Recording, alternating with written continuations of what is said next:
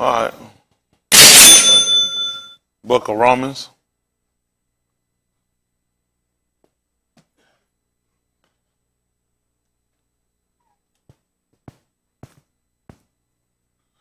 This is my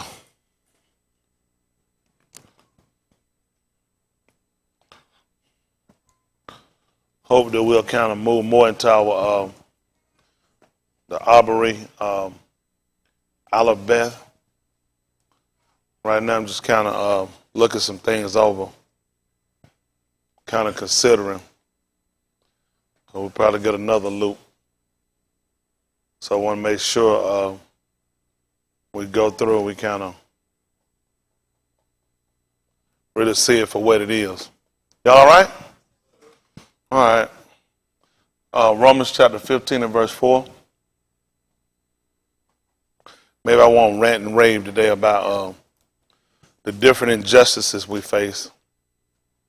So much can be said about it. We can keep it real, but it's going to be real if people get up and become active. That's the only problem we got. People not active in the cause. The struggle is real for us. Yeah, I just don't know. Right now we're getting a little break. White people suffering. They're suffering bad with their government shutdown. They're trying to trade deals. The so-called Negro is still in the same condition he been in. He don't even know he been affected. Because you've been on somebody's job. You don't consider those people, those 800,000 people, spend monies to get to work. Those are cabs and buses. Those are Ubers and what's the other one they got? Lyft. So that's gonna hurt the economy. Those people they're not getting paid. Or these people getting reduced cut. They getting reduced pay. These people that take them to work also buy fuel, whether natural gas or regular gas or diesel, which will make a difference at the pump. So they're gonna look at less usage of purchasing the fuel. It ain't gonna drop the prices. Anything gonna increase the price. So where I was making the money off of 10 people, I'm only getting 5 or 4 people to come in. I got to increase the price so I can still try to reach a level of what I've been accustomed to making. Those are restaurants as well that these people eat at every day. That's feeling the brunt of not getting these people to come in and purchase, which means they also buy their supplies from suppliers, which means these suppliers now are shipping out less, which means they're going to start cutting the jobs, cutting the employees that they have that work in the field that help to manufacture what the stores take in. It's all going to cut the people that even moving for them, drivers. See, I don't realize this is going to affect you on a lot of ends. If you got over 400,000 people not getting paid, it's going to affect you. You got 800,000 workers that are being affected, and then you got to look at how many people these 800,000 service. These people are responsible for making sure people get welfare checks and making sure these people get EBT cards, which now these people are not going to get. There are grocery store, mom and pop stores that set up to say we accept EBT card. That's how I make their money, from selling blunt rolls and selling tall bills off of EBT cards. You might say it wrong, but hell, you give them the money, they do what they want to do with it. When Yahushua told you when he hired the men to work and sent them out to work, he said, my money, I can do what I want to do with it. Once I give it to you, it ain't my control. I just made the choice. I won't give it to you again. But once you give the money to somebody, they charge to do what they want to do with it. So you can see how this affects you on a bigger end than what you think. Other companies, other people are looking at this are going to affect banks. These people, you know how many people get direct deposits? Banks take their money and loan their money out. So if you got over 400,000 people that's not taking in checks, who do these people bank with?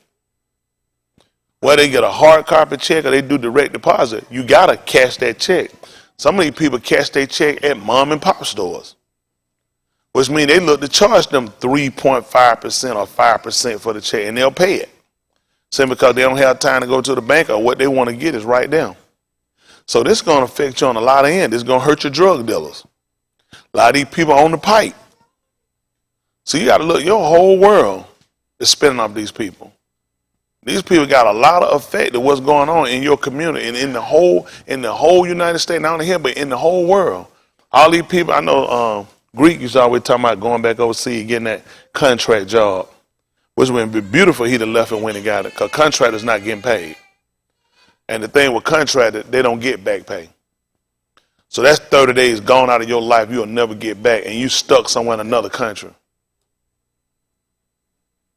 You think Saudi Arabia, you think Afghanistan, you think Iraq gonna sit here and let these people live here for free? Pay your fare. These people got GoFundMe paid. They sitting in another country stuck with no pay. And they get ready to hit another month with no pay. The average person can't make it. I don't care what they've been paying. You've been living to that. At first, you coming up, you booming. After a while, you start to live to what you're making. Now you got to deal with the Fed. That's a whole month you ain't get paid. And now you finna hit your second month with no pay. And you got your kids. You got your spouse. You got other people in the States that's counting you send money back to. Or kids in college that now you got to look at, you not getting paid and you can't help them. This thing a whole lot bigger than what y'all know. But they need that because the economy was already in the hellhole. So you got to make it look like when you open these jobs back up, they make it like the company doing well. And the only reason you're going to think you're doing well because right now you're in the shithole. You just don't know how bad the storm is yet. It hadn't really hit you the way you were looking for it to hit you. Don't be surprised y'all go in. This keep going and hit another month. Don't be surprised a lot of y'all lose them jobs you got. You'll see how far this will reach out. When banks start telling these people they're not going to listen, you can't foreclose on that many people. You put 800,000 houses in foreclosure, you're in trouble. You're in trouble. Some of these people investors and have other homes. So these people start looking, you got to look at this electric bills, these are other utilities not getting paid. How's it going to affect you? These gas bills not getting paid, these schools, it's a lot of things that's funded from the average everyday worker. The average everyday worker is wasteful. These are vending machines that sit in jobs. Do y'all know how much money in vending machines? You take vending machines and put them in these places like General Motors and other places. Do y'all understand these machines can turn you $15,000, $20,000 a month? Putting hot food, soup and salad, putting granola bars and trail mix and nuts and M&M. Y'all have no idea how much money involved in them. So you think about these vending machines sitting here not being used. This person buys from stores. They buy from warehouses. These people start calculating this in their monies. It's going to affect you one way or another. You know how many people do business with the government? How many trucking companies? How many contractors they have that work for them? Who making, when everybody else making $3, $3.50 a mile, these guys making $5 a mile. They sit around. Government pay them either way it go, and now they're not getting paid. You know how this is going to affect the industry, how this affect us all the way around? For those of y'all that eat and buy your stuff out these places, right now, none of your food been inspected. Absolutely none of your food have been inspected. Hell, you shouldn't feel bad when inspected the first time. You eating rat shit before. What you could be eating, what could be worse than that at this point? So that shouldn't move none of us. They wasn't doing that when they was at work the first time. So that continues. But y'all hadn't really felt the real bolt of how this is really going to affect everybody when it does hit. And the sad part is our people still hadn't set up. And this I say to the weight of y'all, to you mainly. You guys have been warned damn near every service. You're sat on your asses. You've made no provisions. You've done nothing. I have told you guys for the longest time that this stuff was going to crash. I told you guys for the longest time that something was going to happen, that we needed to unite, we needed to do something before the shit hits the fan and everybody sit with nothing. Y'all understand? This will come in where everybody come in and say, how well did you prepare? This when you come in. Now, can you say you had no warning? Can the way of y'all synagogue say, didn't nobody tell us nothing? Well, then you read what you saw. That's only fair. What you put out is what you take in. You ain't got nothing. You might didn't put out nothing. So now you have to sit back and look at, you sit here and live your life comfortable, trusting these crackers to try to set up your security. What's saying? Y'all young people. I have more young people than older people, which means y'all guys should be more vibrant, more productive, you should have more ingenuity. You should be pushing more to make sure shit y'all know was gonna crash. And you ain't even at the beginning. Listen, he done told you, y'all saw this stuff happen, this stuff just at the beginning of sorrow. It ain't that. Don't y'all know how many of these people are going to turn criminal minded? I don't blame them. Shit, I don't get paid for no money. Don't look for me to sit around and be honest. The book even teach you men don't despise a thief if he still to satisfy his soul. What you think these people gonna do? They got kids and babies. What y'all think these people gonna do? What kind of job you think these people gonna give you when they get back to work? First of all, you talking about back pay. Hell, they need to get front pay. When you go back to work, government don't pay a week. Government pay twice a month. So you got to come back in the system and work. We got to process what you've done before, what you missed to give you that. You're not walking in and getting no check. You got to work and get a check. If they open it up Tuesday, they won't get paid Tuesday. They just got a paycheck. The system still printing them paychecks saying zero, zero. So they just got a paycheck last week. They got to work and put time in to get themselves back up to getting the check. Then they got to process the time check out to try to catch them up. By that time, people done sold family heirloom. They done sold cars. These people already said they going to CarMax and start selling their cars. CarMax waiting on their ass. What you think they going to give them? CarMax looking at 800,000 people affected, other people that get welfare check. Everybody that's smart don't realize to do one thing. Hold your money. Hold your money. Now ain't the time to be wasteful. I've been told y'all. Y'all see how I'm sweating like hell about the government shutdown?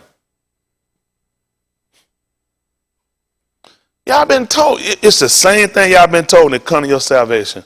Y'all ass around just like them people out there do. You need to pay for your stupidity. That's how you learn better. When these people come along and you become a victim of these people, if anybody ought to know about white people in their system, hell ought to be us. Can't nobody write no better book than us. What were we expecting from these people? Anytime something good, you know these crackers finna pull the rug. They'll never let nothing just keep going. They always got a shithole some kind of way. Trump has masterminded and shitted every company he ever established. But he got it from his fathers, who got it from their fathers and their fathers. And we always victims. I've been telling y'all, you have to establish your own. You will never make it when white people controlling your destiny and controlling your wealth. What kind of wealth a white man gonna give me? Nobody has never got rich from working a job. It never happened. Don't ever think you're gonna come along and break them off. Jobs are not meant to create wealth. Jobs are created to make victims. You need laborers. You need cheap laborers. That's why you create jobs. White people don't go to school so they can get a job. White people go through the job and they go through the system to get educated. When they come out, they're going to run corporations. They're going to own corporations. White people are going to come right into wealth. Only thing you're doing for 12 years or for 16 years is setting your kid up for the ultimate to get a damn job. You've gone to school, and then your ass done went to pre-K. What's before pre-K? Head Start, kindergarten. Your ass got 20-some years in school to come out and get a job. People get retirement checks in 20 years. Your ass just finna start working to get debt? I'm just mesmerized by y'all. It just blow my mind. I tell y'all all the time. I just sit back and just look at all this stuff come, all these people come on. You still living your life to beg and script and save and pray your tie don't go out or pray. I don't have time to pray about no tie. Hell, I need a tie by 4 of them. You go look at my tie. I'm not even around no damn tie, sitting around here skidding around with no stuff. I done seen that stuff. I done live like that. Listen, when the white man puts you here, I already know your life has already been reduced. When the biggest thing in your life and your biggest worry and your whole tear in your life, if a tie go out, I can't live like that. You're gonna make me a robber or a murderer. You gotta pray over holes under the hood of your car. You scribbling and scraping pennies to pay bills. That's what the system does to you. Because when you got people scrimping and scraping, they can't think about no salvation. That's why I can't just walk in here and just start teaching you and start instructing you about the double ring. Because this is a book all about freedom. This is a book about redemption from people that made bad decisions. This is showing you a purpose plan of a true freedom and deliverance. Shit, you don't even live in that. You don't want that. It shows in what you do 5 and 6 days a week. That's me. That's me. That's where I'm at. That's how I think. I got too many people count. I work 7 days a week. 7 days a week, I'm hustling. I come in Friday. By the time I get through, it's time me to come here and do my deal. I start getting him, get in here and teach him, get through, try to get through and get out, try to get me some rest. But when I get him, I'm looking at the book got to be taught. I got to make sure we comprehend what we're doing. Because somewhere along the line, there was a miscommunication and we got ourselves in trap. And we thought that salvation was getting a job or a better job. You're under an oppressive system that does not work for you. It was not designed for you. Quit lying to yourself. Quit that. I'm not the person victimizing you. I know the fear of if you go out here, if you create, you can fail. Shit, if you got a job, you've already failed.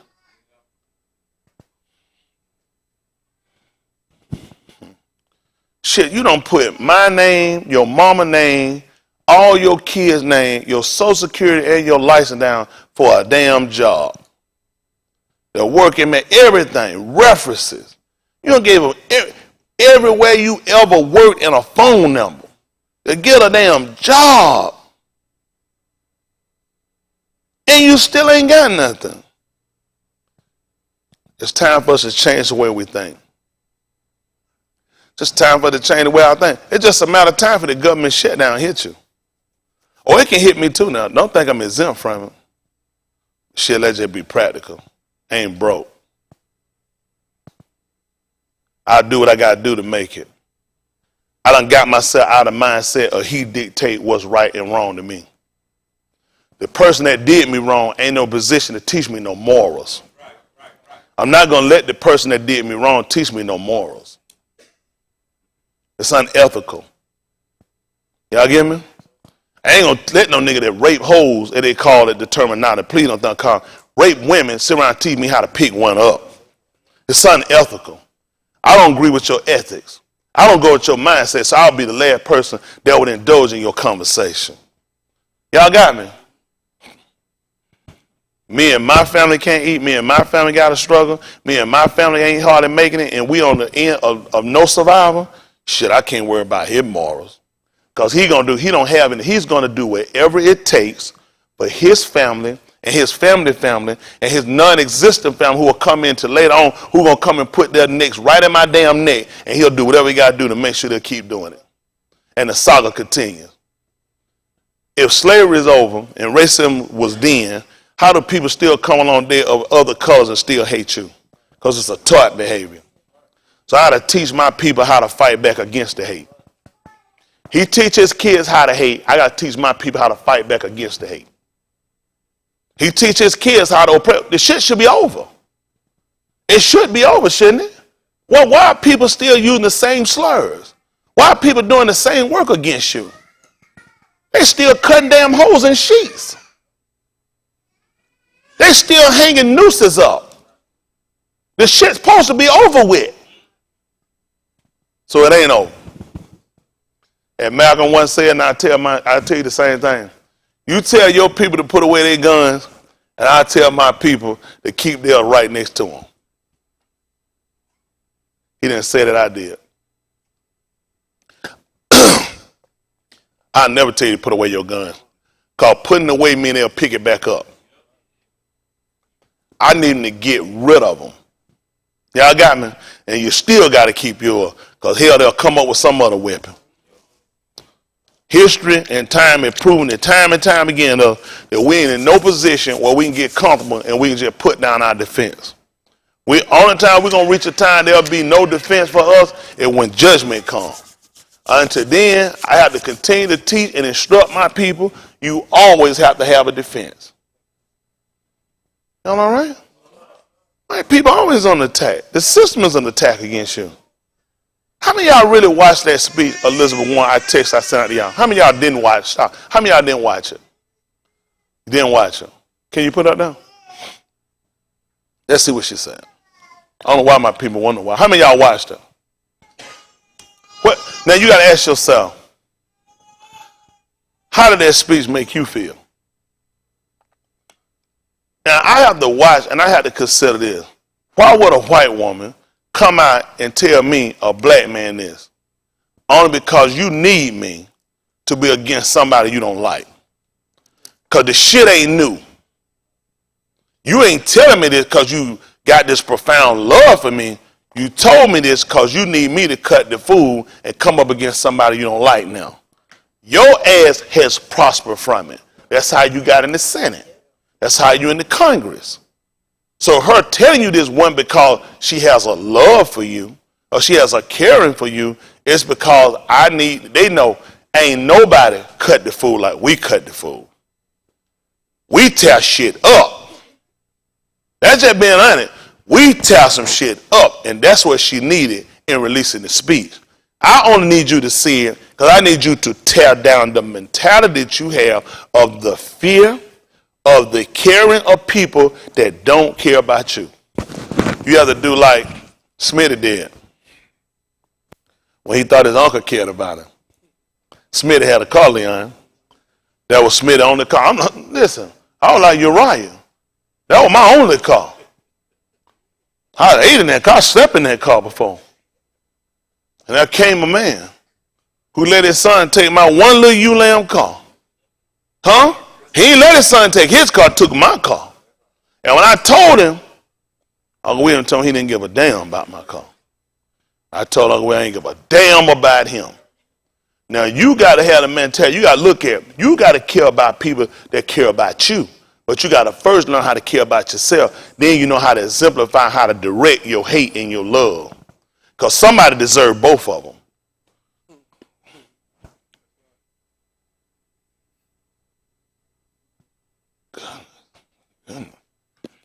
Goodness. Are we conscious? I got 5 senses. I also got emotions. One is a heart they call love. Also got hate. Now, am I to believe that Mr. Yahuwah gave me hate for me never to use it? Mr. Yahuwah gave me love and hate, as they call it. So you telling me he don't want me to use hate? This is supposed to be an unused emotion. That wouldn't make sense. Somebody deserves my hate. Somebody deserves my heart. Y'all hear me? They getting that from, why they get that? Give me this so I can listen. I can multitask it. This is 15:4, the book of Romans. Listen to the book, the other one. Pick me up at the 9th chapter of the book of at the book of Romans. Why they get that video ready for me?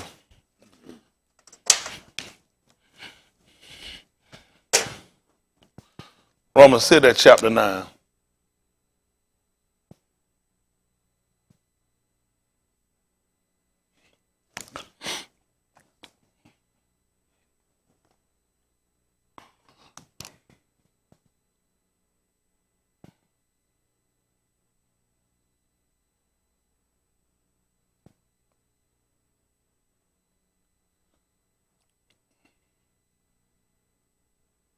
It's 9 and 9. Excuse me. Listen to the book. Romans 15:4, Romans 9 and 9. Listen to the book. For whatsoever things were written aforetime were written for our learning, that we, through patience and comfort of the Scriptures, might have hope. Y'all hear that? Whatsoever things were written before time were written for our learning, that we, through patience and comfort of the Scriptures, might have hope. That's what we're doing. At the 9th chapter of the book of Romans.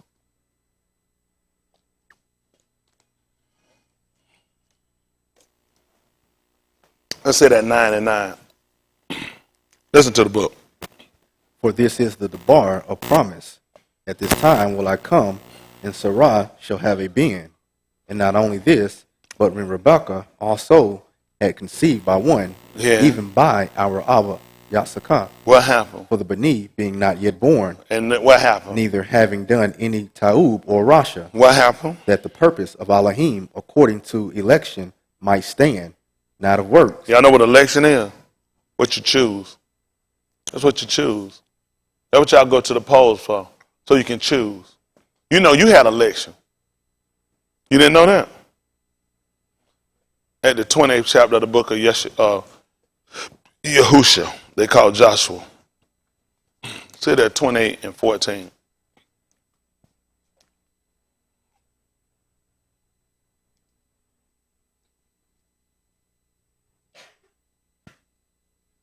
Yeah.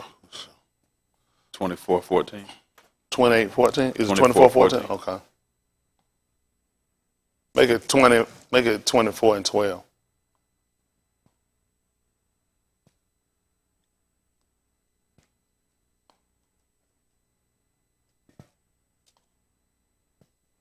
Listen to the book. And I sent the hornet before you, which drave them out from before you, even to Malachim of the Amorites, but not with thy sword, nor with thy bow. And I have given you a Beth, for which ye did not labor, and cities which ye built not, and ye dwell in them, of the vineyards and olive yards which ye planted not, do ye eat.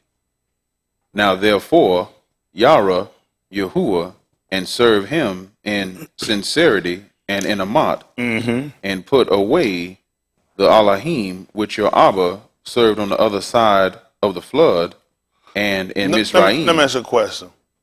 Well, when I say ask you a question, I guess so. And kind of just listen to that when he talk about what he gave us. What did he give us again? What did he do? And I have given you a Beth, for which ye did not labor, and cities which ye built not, and ye dwell in them, of the vineyards and olive yards which ye planted not, do ye eat. Remember verse 12. What did he do first? And I sent the hornet before you, which drave them out from before you, even the two Malachim of the Amorites, but not with thy sword, nor with thy bow. And I have given you a Beth, for which ye did not labor, and cities which ye build not, and ye dwell in them, of the vineyards and olive yards which ye planted not, do ye eat. Now therefore, Yara, Yahuwah, and serve him. So now you want us to fear him. And you know it's kind of hard when you create sometimes what people say, you have to tell them you don't create a monster. That's what you had to look at. I created a monster. I created an Ish and a Shah that can do anything. So I had to strip them down to take back some of their ability.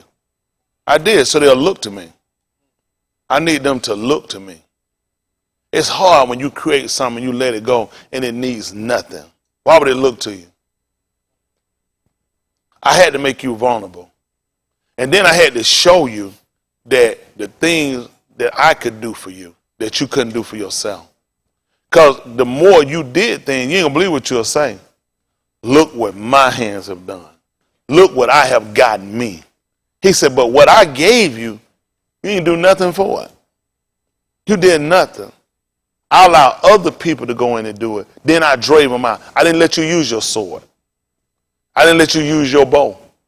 I didn't let you use any of that. I drove them out from you.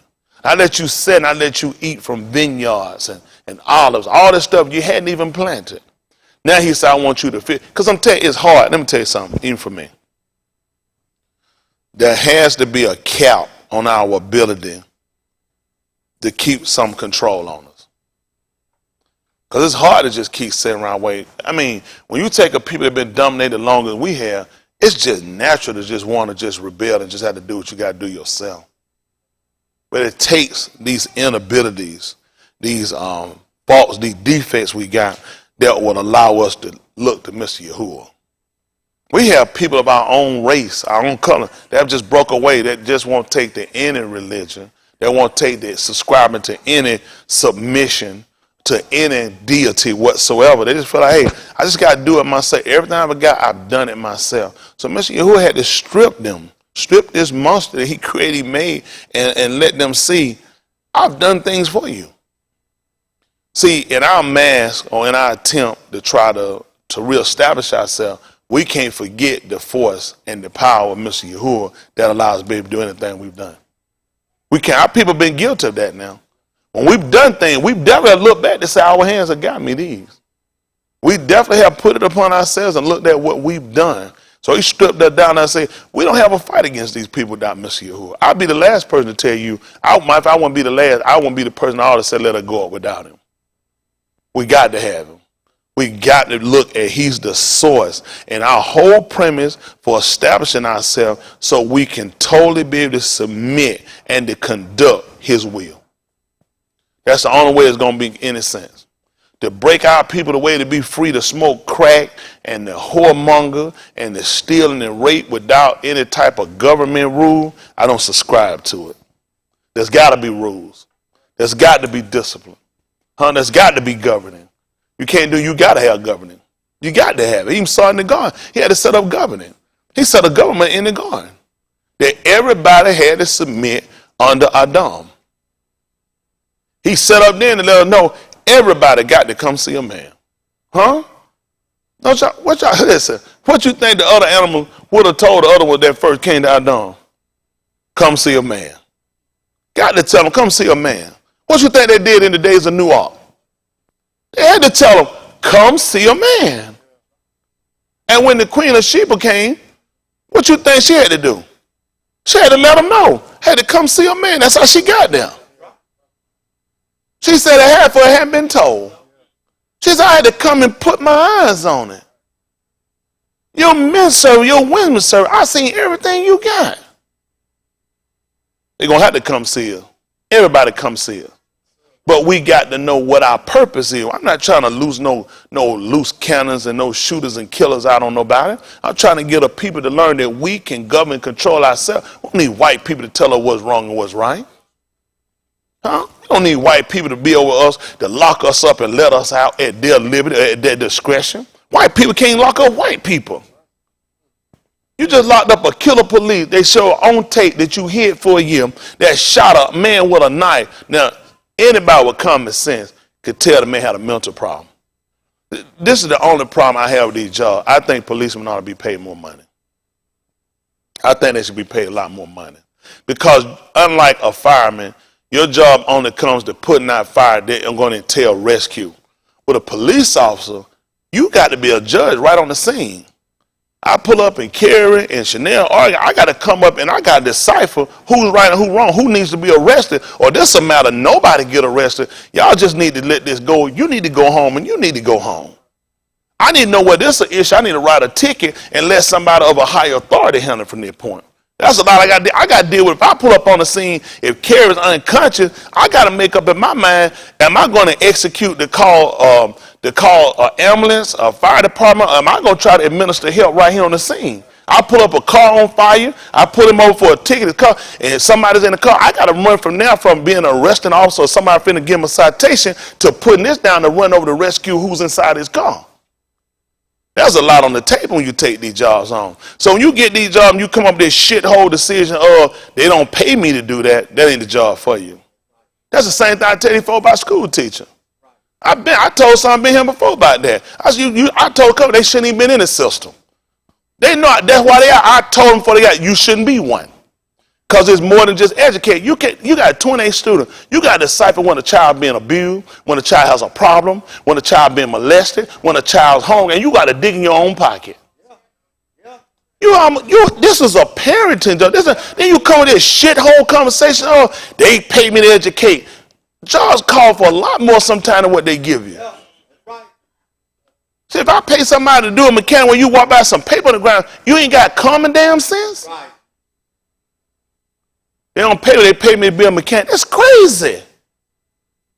So your job can entail a lot more, especially when you're dealing with human interaction. When you're dealing with instruction, you got to take more in it, and it's got to be a real care. And you got too many people just working for check, because somebody with sense and got a family for, damn me family, he didn't care nothing about that kid. Common sense to him. You ain't coming to him, you walking, this boy is either high on drugs or something wrong with him mentally. This common sense. I picked up from the field. I just saw the common sense. He's coming at you. You brought this on yourself. Taser, pepper spray. Then you got to start looking at people that's training them. Why are you giving people two ultimatums? They either come with you or shoot them. His own wife testified on the stand. She told him, she said, listen, he only did what he was trained to do. Now, why that don't work for us? I had a kid grew up in a single home, poverty in the projects, and he out selling dope and he out stealing. Failing in school. Why I can't tell the judge that he only did what he was trained to do? That's right.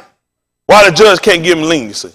You tell me a kid in the project, single parent home, that's in a failing school and the kid's failing, shit, you don't know why the kid's selling drugs, why the kid in the game? Because that's what he's been trained to do. The system is responsible. Because she told him that the police system was the problem of why her husband activated and took the charge of not just shooting once, but unloading on him while he was on the ground, who emptied his clip. Other police officers, somebody should have shot his ass. One of them cops just said, at this point, you don't move from trying to illustrate or trying to use the discipline of the law to your ass done put overkill. Now, at this point, I done broke my jaw, bro, because I'm sworn to protect. At this point, he's a victim. See, when you don't want me, you don't want to talk to me. Because at this point, this is oath of office. You can't, at this point, he should not be on trial by himself. Every officer there should be on trial. They say, what I do? That's why we here. Because you didn't do shit. At that point when he would pop, common sense should have kicked in and said, whoa. But pop. At this point, put down your weapon. And he continued to fight. It's the same thing you would do to me. Or anybody else that continue to shoot. And then we're in the hill. He got through that shit, man. He got cuffs on him. Click. Come on, man. You got to go down. Ain't no way I can stay here with this. But see, this is what happened when you deal in a society with no morals. Then you have other people with no moral that'll take a stand. Ain't no doubt son said, I didn't agree, I didn't do. But how you let other shit, how you stop other shit?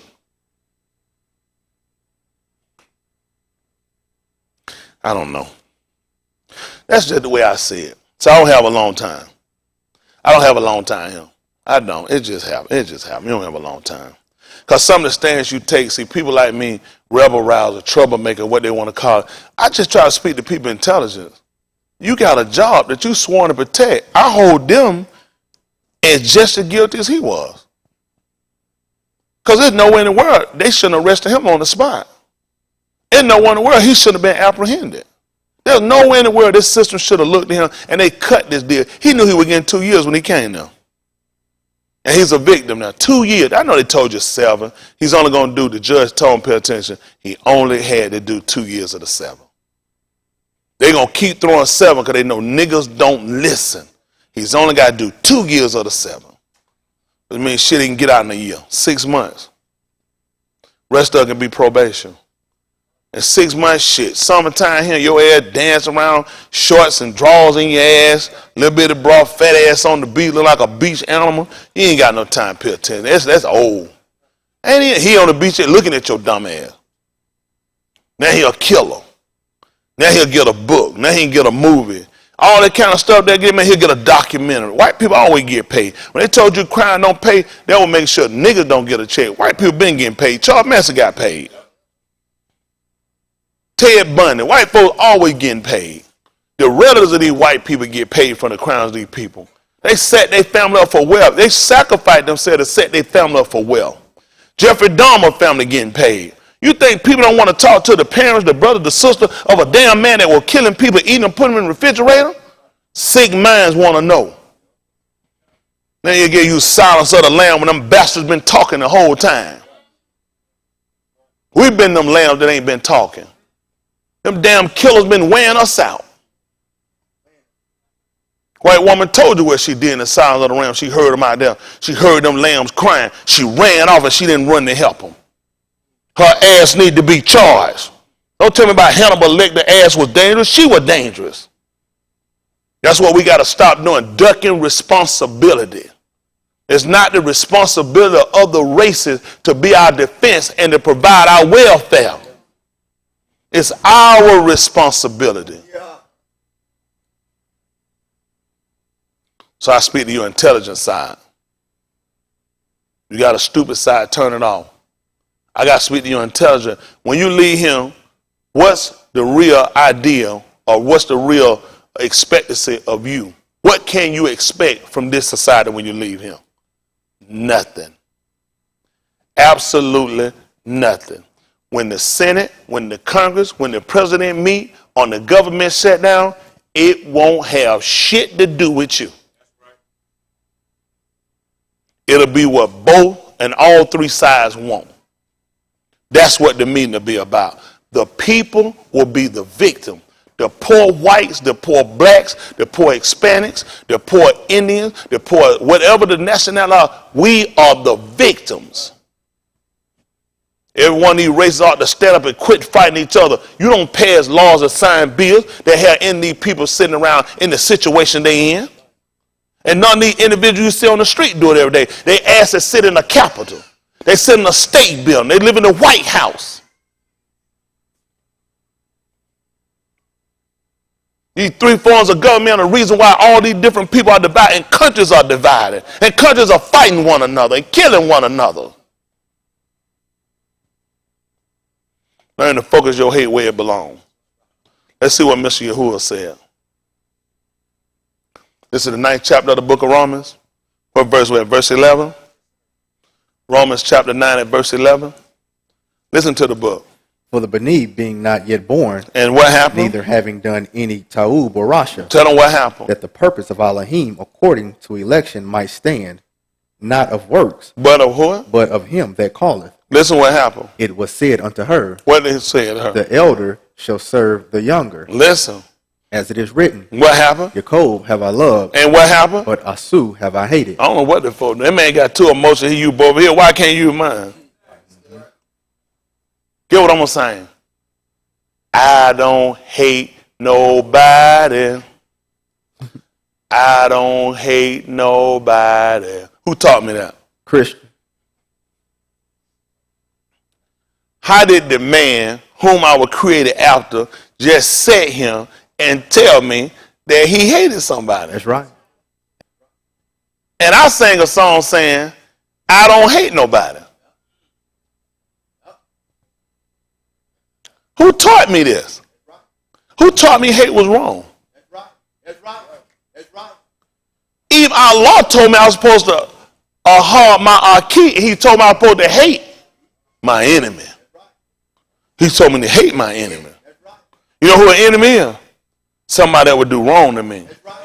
Somebody if I put something down and it's right and they come back and they change it. Huh?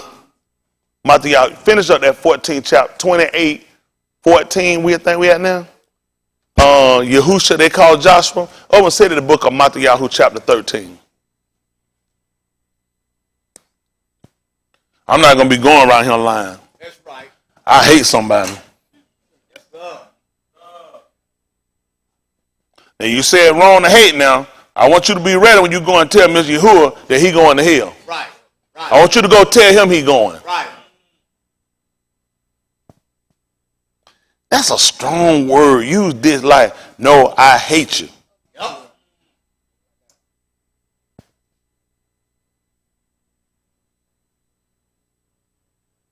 Let's see if it's 13, 19, Yahushua. Yahusha. So this is not the Allah, this is the So it can be pronounced Yahushua. Yahushua 24 and 14. Listen to the book. Now therefore, Do what? Yara Yahuwah, So that fear Yahuwah. and serve him in sincerity and in amat, See that? Know what else you want me to do? and put away the Elohim which your Abba served on the other side of the flood, What you want me to do? and in Mizraim, and serve ye Yahuwah. And if it seem Rasha unto you to serve Yahuwah, So that if it seem evil unto you to serve Yahuwah, choose you this yom he just told me to make an election. Told me to make a choice. You know who you tell to do that? Somebody that's conscious. Somebody that's knowledgeable of what he's done. He's saying you make a decision of which one you're going to serve based off of your experiences. I can't make a valid decision, a choice, if I don't have information. He just asked them to choose. And then he gave me an explanation of what he's already done. And I should be familiar with, looking at where I came from. They just told me if it seemed evil. No, based upon the laws, based upon what he's done according to his barah, his barith, his covenant, his promises, I think I can hang out with him for a while. I think I can hang out with him for eternity. It's cold out there. That's right. I think I can hang out with him for eternity. He tell me so I can make an election. Which means one of them I love or hard, and the other one, I hate where I came from. I hate what I used to do. So I'm making a choice based off of what they will call love and hate. Y'all all right? Goodness. I don't know. Y'all look mighty kind of discouraged. Listen what he said he gonna do. Tell me what he said. Choose you this whom you will serve, Like who? whether the Elohim which your Abba served that were on the other side of the flood, Which means you must be who? Arbary. Ain't that right? Ain't that right? 'Cause he tell me where they at. But I'm on the other side. Tell me what has happened. or the Elohim of the Amorites, in whose Beth ye dwell. Yeah. But as for me and my Beth, Tell me what happened. we will serve Yahuwah. That's what we're looking at. That's who we elected to choose. That's who we are hard. So somebody got to get our hate. Y'all all right? No, listen. Y'all dealing with a people that has victimized you and then made you an enemy. Can you imagine that? Can you imagine me victimizing you? Me come take you. Come on. This your seat, this where you at. This your country, this where you. Was you good right there? That's not where I want you. Come on here. And I take your family. I'm gonna take them somewhere over here. I done did play this man whole home. You were good over him. You were comfortable. Everything this worked for you. Shit, don't work for me. Then I hate your ass. By the way, now I can't stand your ass. Your ass need to get hung. Need to tie your ass up and drag you. You're the victim, sir. You should be the one illustrating hate to me, not me. Now you know what he gonna do. I sorry. Whatever I done, sir, make you feel any old kinds of way. I sorry. And I tries by the loves of Jesus to try to do you better. You've been displaced. Your family been dispersed. Then I'm giving you the hate. That's good son. This is the type of mentality of the people you're dealing with that you keep trying to appease and get them to love you. If I had any type of emotional care for him, I would have left his ass where he was. I'd have left him and his family where they were. It's because of hate that I infatuated myself, and my hate only really came from I really love him and I want him. I just don't know how to express that. I really would love to be in his position, but I'm such a miserable ass person till I just gotta make somebody else miserable. I got to get him to blame him damn self for this. Cause it's all your fault, nigga. The reason this happened, nigga, you the reason I did it. Cause had he been a good nigga, this never would have happened. Now he's got to go through psychologically, always trying to think and trying to figure out how can he be a better accepted nigger. What can he do to fix the hate that he's caused me to have for him through his ignorance when you ain't the problem? I'm the problem. I'm the one got a problem. I'm unhappy, so I got to come and dispel you from where you were at, or expel you, and take your family away, because my family in a shithole. That's the only logical sense. Y'all all right? That's just dangerous. Just dangerous. I don't know. Let's how that works. Let me just look at something. 13th chapter of the book of Matthew, 13:19. Now look at your Ukanon. I'm tired.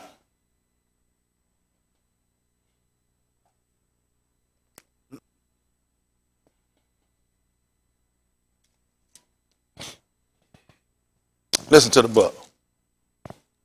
When anyone heareth the debar of the Malkuth and understandeth it not, Then cometh the wicked one, and catcheth away that which was sown in his lives. Yeah. This is he which received. You said what happened now? I'm sorry. When anyone does what now? Heareth the debar of the Malkuth, And what happened? understandeth it not. And understand it not. Then cometh the wicked one, And what did he do? and catcheth away that which was sown in his lives. Kind of like, see, when Chris, most people won't be conscious to the church that the white man gave us was a real learning institution for us. We didn't know the devastation, or we didn't know the entrapment of putting us inside a church. But at one time, our people were being educated in the church, having no form of real education degree. We had an education of how we were afflicted by these people. And in here, there was a hope and a solace of things actually changing, us getting out of the condition. So the church thing really didn't work for us at one time. Because while they were in church, they were strategizing. Even in the 50s and 60s, they did it. That's right. People, most of y'all young people don't know. I wasn't living then, but our people were actually strategizing. When they came to church, white people thought it was safe because they should have been there talking to Jesus, praying to Jesus, telling about what a miserable ass people they was, and they done effed up with us good, clean white people, and they all everything happened to them. It should happen to them, and pray for the betterment and the welfare of white people. And white people are good and nice, and every ass whooping you got, you deserved it because it's your fault for your black nasty skin. So that was the purpose of putting you there. But what wound up happening was people were saying, people were talking, people were blasted out, and people, listen, this don't make sense. It don't make sense to pray for this man. This man had given us something that is in trap. And when the white man found your ass was in there, you were actually strategizing, and you started that shit when you were back behind the barns. And you were doing it. The white man started dispelling that shit. Y'all finna break this shit up. I need to monitor what he's teaching, what he's telling you. So now when these people are doing it, the Klan will be outside the churches waiting on their ass come out of prayer meeting at night. With them damn sheiks on the stick. Whooping your black ass. Making sure if you hear anything come up in there, you need to talk to me, boy. If that nigga preacher start telling y'all something about some freedom in Africa, you need to come see me, boy. Or you gonna get some more of this. And then I'm gonna come and get your kids. I gotta tell now, it ain't about me, that's about my kids. See, y'all don't know how these people have trapped you in. Church was the safest thing for y'all. Listen. Why your ass been in church like we were? These folk been in football game packing stadiums out. Yeah. These were white people. White. Niggas wasn't missing no church. You watch football. Your ass catch in the fourth quarter. Yup. White folk been there before the shit started in the parking lot cooking. Tell. Your black ass been on your knee praying and hollering for some old damn cracker Jesus. Yup. Yup. That thing ain't been empty and people coming no third quarter, fourth quarter. Shit, you let folks in free. Yup.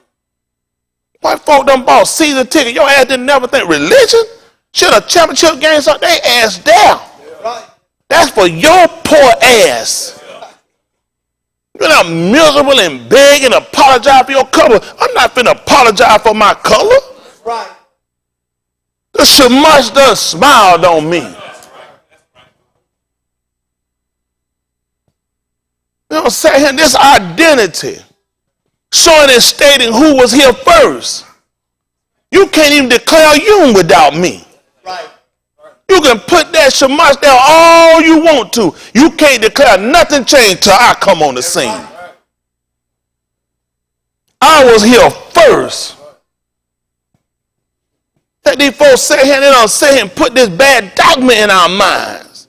Done told you he cursing, he speaking. No, I'm speaking the truth about things that have happened to us. That's right. The man gave me emotion. I'm going to express them.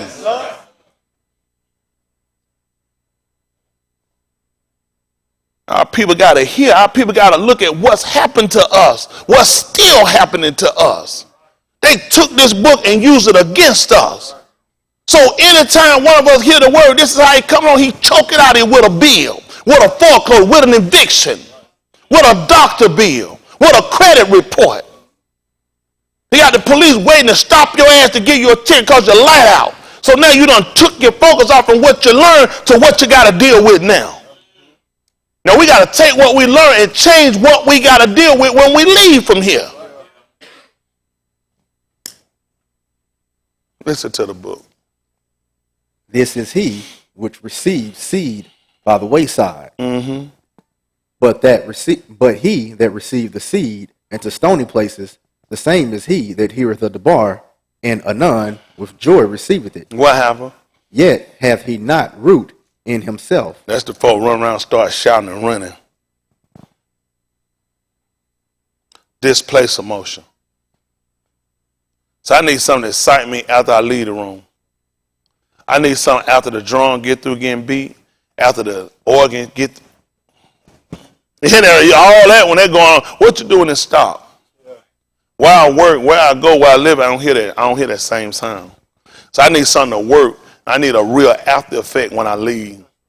So y'all come here, my whole job, and people, why I'm trying to give you enough intelligence that it will continue to radiate when you leave.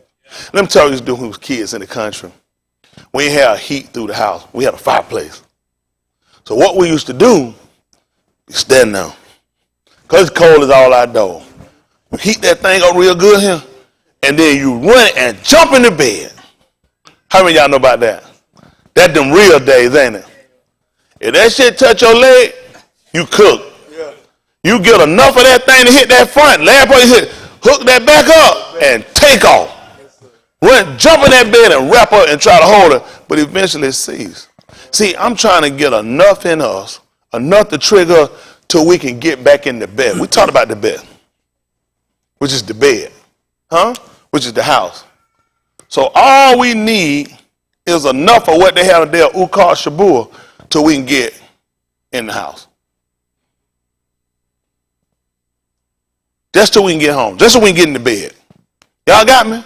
That's all I need to let last me till I could get to where I could cover myself.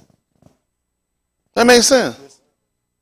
And this is what they've always fought and tried to keep us from being, by putting all these other different obstacles in our way. And once you get people fearing for their life, a lot of times salvation, staying mind or mentally focused for salvation ain't it. You're just fighting on just regular survival. That's how they got it. You basically just, you sit nigga, you say, what's up, man? What's going on? Man, nigga, just trying to make it. That white people, when did white people come and say, I'm just trying to make it? They don't say it. How the hell are you?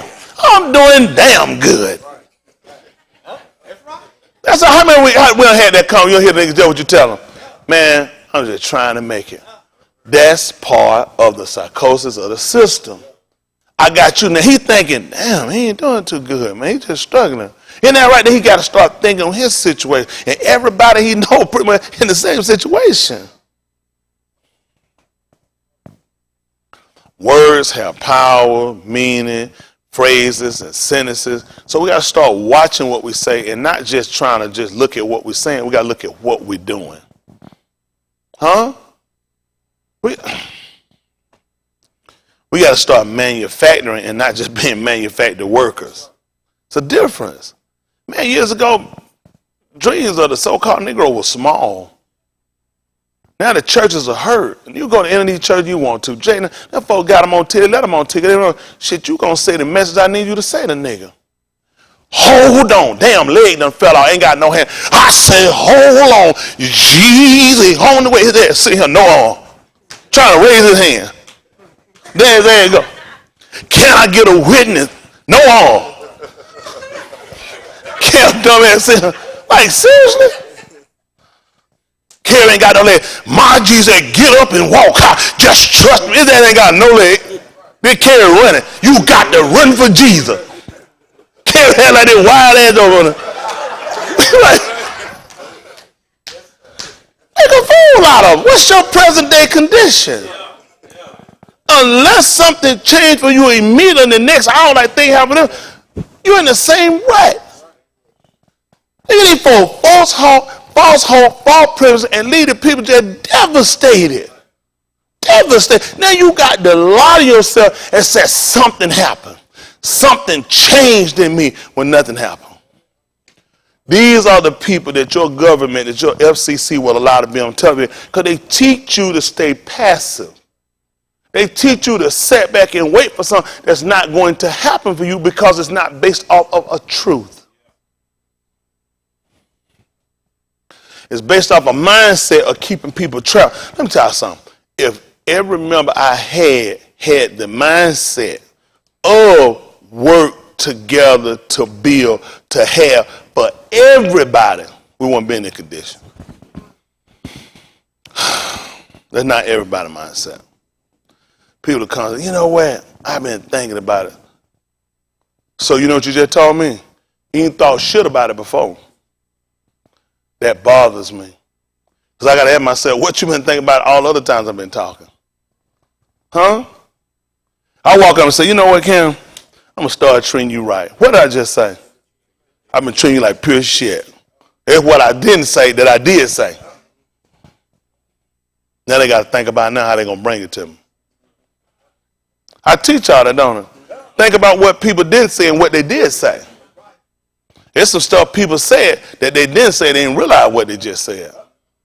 Huh? I'm going to treat you better. I'm going to start treating you better. I know I ain't been doing you right. I'll accept that from the white man. At least there's some admission of guilt from him. He won't tell me that.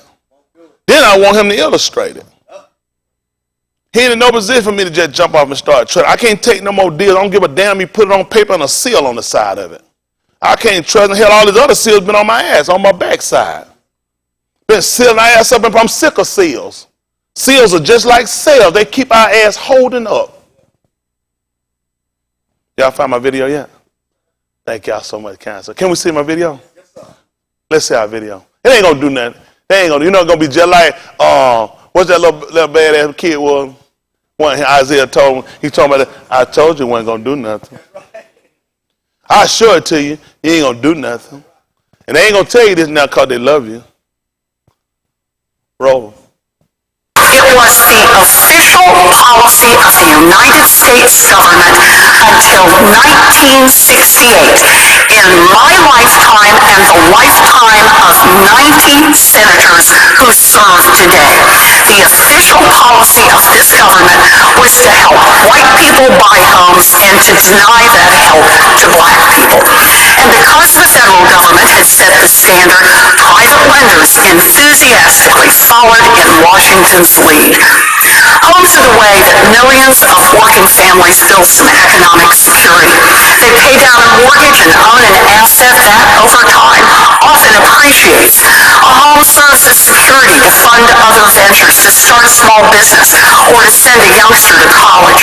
And if grandma and grandpa can hang on to the home and get it paid off, they can often pass along an asset that boosts the finances of the next generation and the one after that. And that's exactly what white people have done for generations, but not black people. Systematically, over many decades, government policies that encouraged mortgage companies to lend only to white borrowers cut the legs out from underneath minority families trying to build some family wealth. And the result has been exactly what you'd predict. It's contributed to a staggering gap of wealth between white communities and communities of color today. Here's one statistic from Massachusetts. According to the Boston Globe, the median net worth of white families living in Boston is $247,500. And the median net worth for a black family is $8. That's something that all Americans, regardless of race, should be ashamed of. When I was traveling around the country in the aftermath of the financial crisis, it became clear to me that the crash had made the problem worse. Subprime lenders who had peddled mortgages full of tricks and traps had specifically targeted minority borrowers. That meant that during the Great Recession, a huge number of minority borrowers lost their homes. And when rising home prices helped white Americans regain some financial security, communities of color, with their lower home ownership rates and their higher foreclosure rates, were often left behind. Again, just one example. According to Pew, between 2010 and 2013, the median wealth of white households grew by 2.4%, but the wealth of Hispanic households in that same time fell by 14.3%, and the wealth of African American households fell 3.7%. Mortgage discrimination didn't end in the 1960s when formal redlining policies were abolished. It didn't end with the tightening of mortgage rules following the financial crisis. Lending discrimination is still alive and well in America in 2018.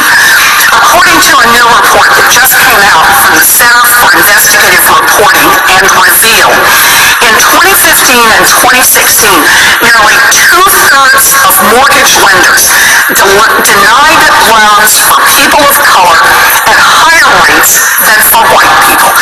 This problem affects both big lenders and small lenders, and it's nationwide. Minority borrowers were more likely to be denied a mortgage than white borrowers with the same income in 61 different cities across America. And how do we know that? Because of HMDA data.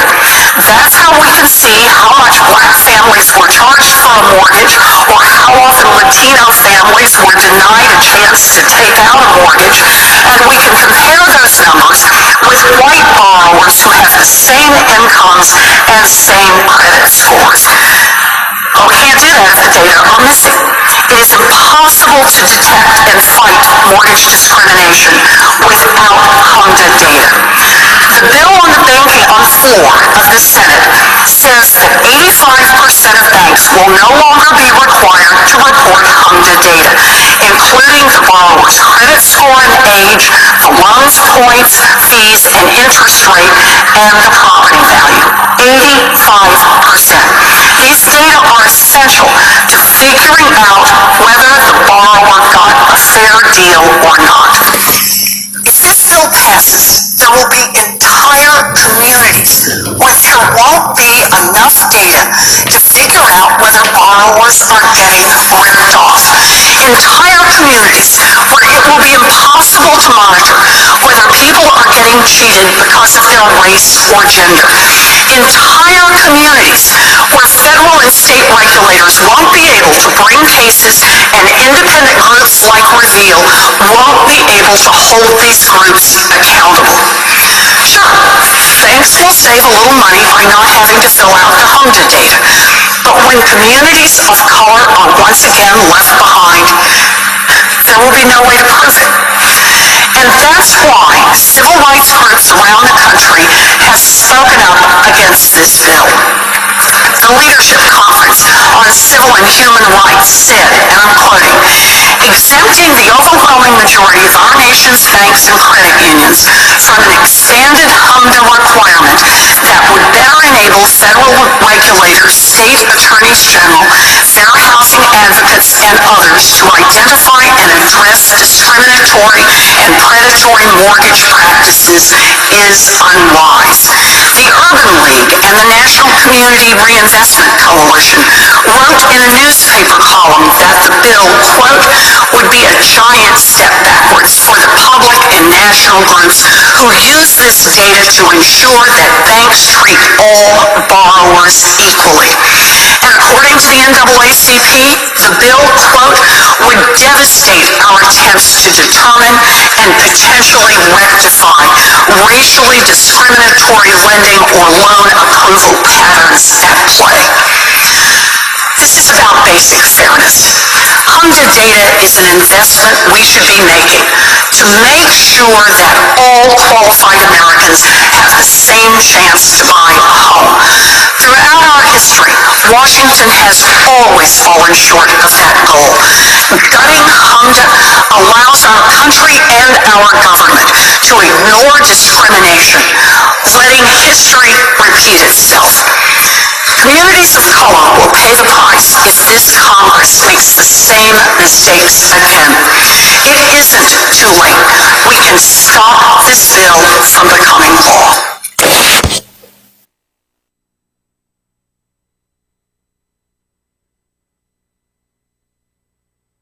Y'all ain't gonna do nothing.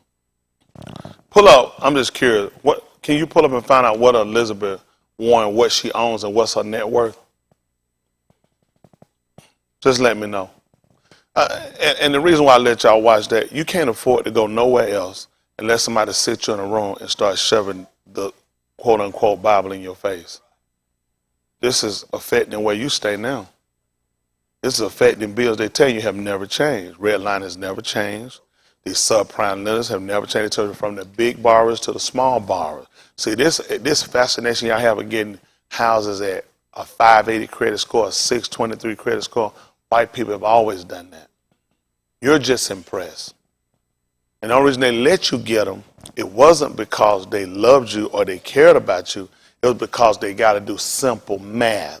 Simple math says you need homeowners because it ensures that the person will stay there. With the person staying there, that's going to ensure eventually at some point in some time or regularly, you will shop there. You will buy your gas there. You will put money there that will help fund schools for other whites. Whites they're moving some of the areas you'll move in. You will notice something. Their kids don't go to your schools.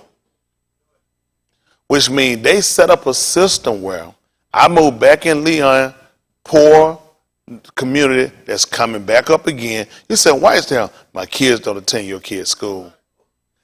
I'm here because I can fight for your city and this city to take funding from here and fund where my kids goes. And I got a right because I live here. They don't know nothing about it, do they? I know y'all don't know. See, they want me to be dumb as y'all. I can't do it. I already know the system, how the system works. White people not impressed. She's not telling you this because she gives a damn. She's telling you because she's running for president. Everybody knows in order to win, the whites are the minority, which means you have to you got to stir the majority. The majority is going to be Hispanics. It's going to be black. Why should they mention Asians? You got Asians American here. You got other African American groups here besides us. You got other groups that are here besides us. But she mentioned two main majority minorities that you'll need in order for you to clinch the White House. See, that's why I tell when people tell you so, why? Because I'm curious, is she one of the good whites that rejected the wealth? Is she one of the good whites that said, hell no, if you can't be fair, don't give me nothing? She's one of the people that have succeeded through these same programs, who knew about these programs when she was getting her loans, who's got her monies, and now she's getting ready to run for president. She got a little like, I give a damn about y'all. Amazing, last year she came out now, 3/4 inch Indian. Another minority you need to get because they own casinos. They got a reason why they attack the so-called Indian people that they get, and they say it, they let these people name them, get hunting, fishing right. They don't need license. They also get other government programs like they can get casinos that don't pay taxes. This is part of the white man come back saying he want to make up for some of his wrong. Let me see. When they own them casinos here and they don't pay taxes, they make all that damn money, do they send it back to India? Where they spend that money at? Should I still get it? Where do they keep their money at? In the Indian bank? Where they keep it at? Right here in white folk. See, white people make you think they give you shit. You gonna hunt, you gonna fish, guess what you gonna have to buy? Fishing pole, guns, and bullets. Where you buy it from, India? You buy it from white. See how white folk make you think they give you shit? You got to think, people. You got to think. Your money is not going in your bank. Your money is not being used and you spread your money out in other countries, other ventures. Your shit gets spent here. I don't know. I guess it's impressive when you don't think. Listen, shit, man, maybe I ought to go to Oz. Well, people don't think. They'll walk around on Yellow Brick Road. Why did something tell you, God, all this shit keep happening on the Yellow Brick Road? Won't you get off? Shit, I got a wicked witch. I got monkeys and shit. Got houses falling. When do you get off the path? Why do you continue on a path of destruction? How many times you been told get out the path of destruction? Why is the girl still on the road? Because they're trying to teach you to stay the course. It don't matter how shitty things are for you. Just imagine something else better. I can't keep imagining something. I got to make something better. I got to know something better. These are real issues for us. Real issue. Real life. What y'all want to talk about? Jesus Christ Superstar? Because I'm not going to be your man. I'm going to tell you about reality. where you stay, what you're dealing with, what's real for you, and what it's going to take for us to change it. We just got to look at how things happen. Now I'm looking at what he told me. He said, listen, as soon as we get to the bar, he started telling me, you got something that'll joy for a while, get excited, but they ain't got no root. They ain't grounded, and white people prey on them. They start questioning you back and shooting stuff. You realize you really don't know it. I know you don't know because you're a Christian. I gave you that shit. I already know it's fallible when I gave it to you.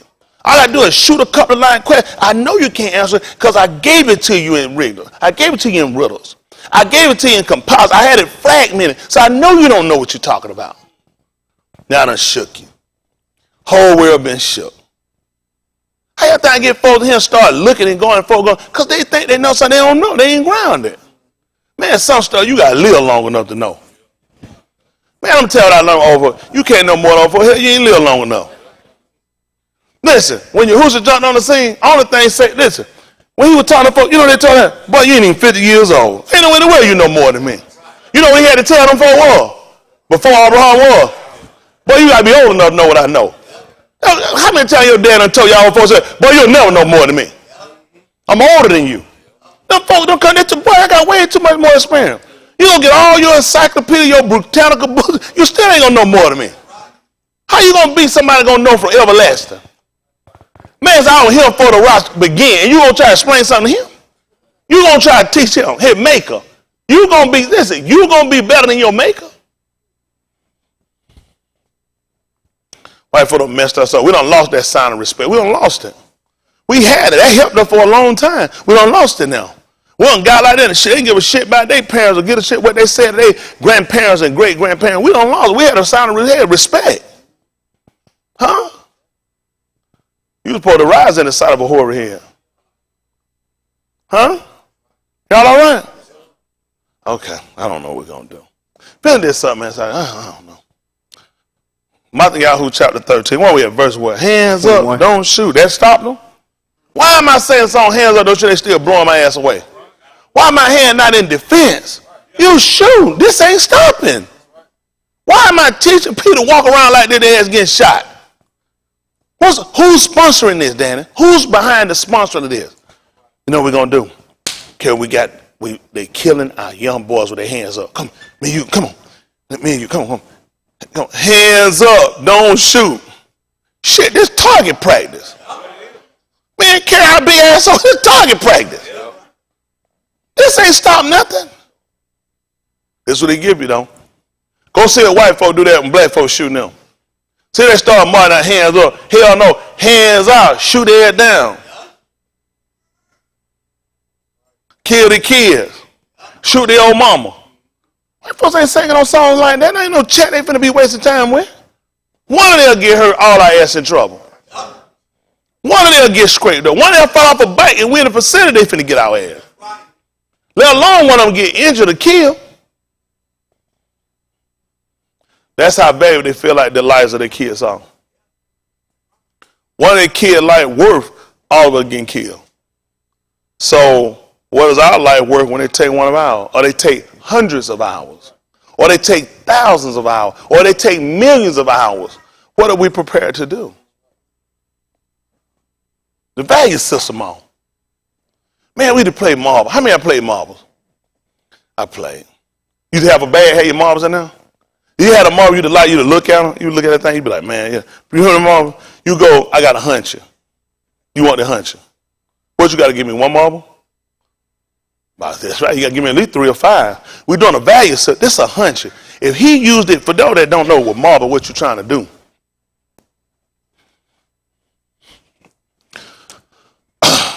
You draw a circle. You put your marbles in. Throw them in. You sit on the outside here. And you ready to throw your marble. When you're going to shoot your marble, the object for you to shoot your marble and knock out the marble. Whatever marbles you knock out, yours. So if you got a hunchy, I just throw to him. I'm looking at now this. I get 4 marbles out there, one big marble I shoot. So if he want to trade with me, he want to get a hunchy so he can do what we to call them hunches. Y'all remember that? Because they were big, right, that hunchy marble. So if he want to get this, he got to give me at least 3, 4 of them. Because we got to be equal. Now, this is not going to be fair for Kerry to give me this and I give her this big hunch marble. But this the kind of shit white folk been giving you for what you got. So you losing that. Now when he throw this at him, look at how many he can knock out of him. One little marble you do good and knock one out. But a hunchy? Shit, man, you man around and clear that hole out through that man with that hunchy. Boy, Joker see that hunch, they tell no, you can't shoot that. You put that no, man, that risky, man. You can end the game right there with that hunchy. All the marble be knocked. Them hit marble. Everything come out. That's my marble. Get your marble. Put them back in. You got it bag. I came up. Now they put that. You put about one back down. You even put back in what you don't want. So you met right, man. You don't clean some joke out of here marbles. So you see what kind of math you've been playing with. White folks been killing our ass, knocking us out, and we worry about this one. He's shooting hunches. He's knocking a lot of our ass out, and we come and shoot one little marble. Hell, you ain't getting that out. Then what you take, your little marble gets stuck in here. That's the chance you take when you shoot. You can shoot it, man, right a pop, and your huncher didn't hit. You didn't shoot it right. You just knocked out one little marble, and you done left a hunch in there. How many of y'all know this game, what I'm talking about? This is how your life been going. You've been playing bad math. Every time that white man he's shooting a hunchy. Your little one marble ass is getting stuck in him. And when he come in, he clean his hole out. Learn that from a kid game.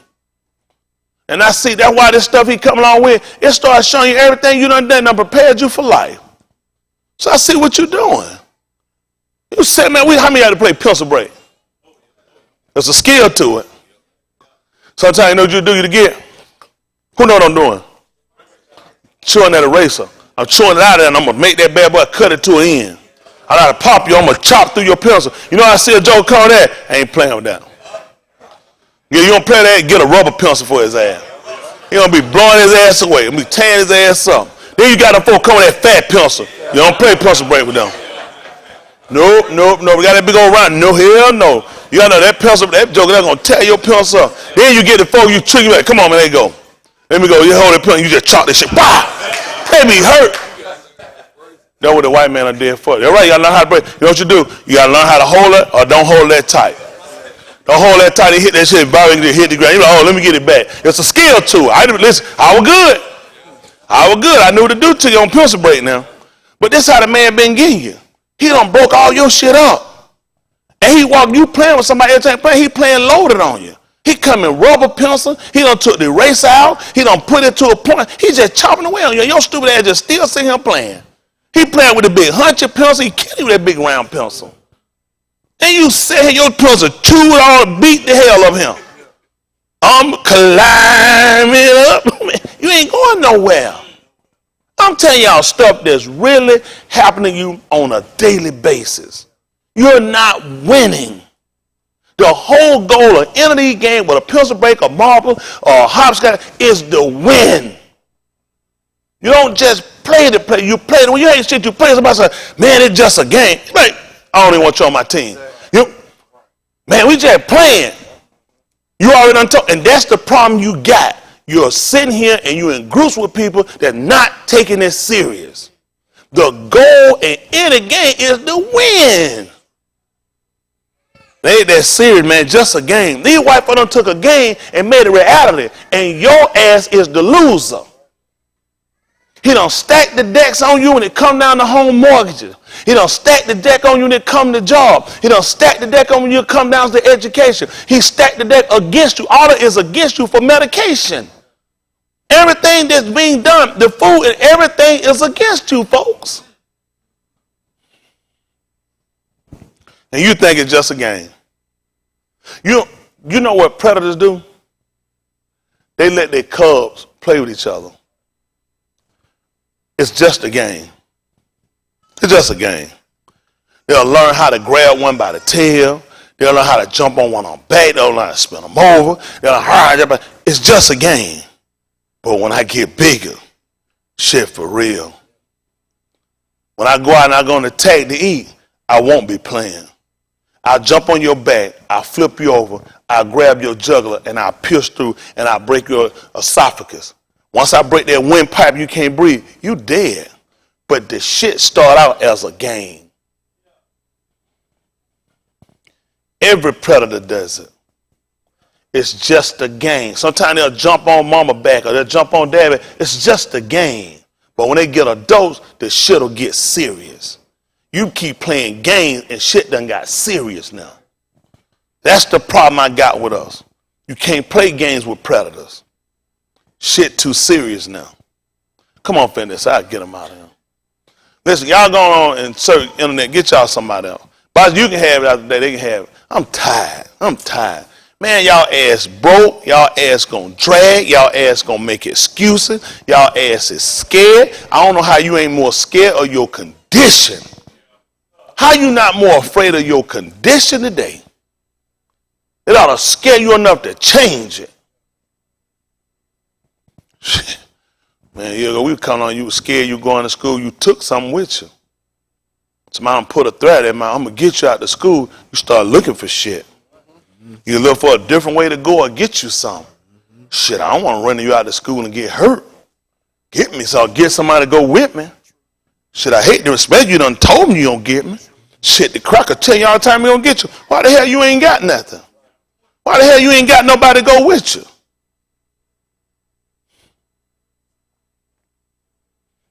Boy, I tell you the truth, that's amazing.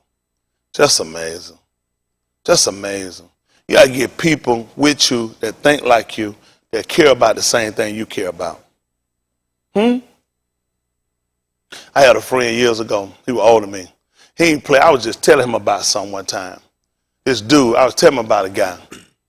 And I didn't know what he was going to do. I wasn't telling him for no reason or anything. Shit, that guy came in there that day. He said, man, you know, such and such. I was like, what? He said, man, you got a problem with anybody. You just let me know. I was like, oh, what happened? That guy I told him, I said, man, I talked to that guy. I told him. He said, he came to talk to you. He said, yeah, babe. He said, yeah, babe. Everything, yeah, babe. He let him know. He wasn't no joke. I told him about something else one time. Didn't tell him none of this for no reason. Listen, his ass parked right up there to that school. He was just sitting out there.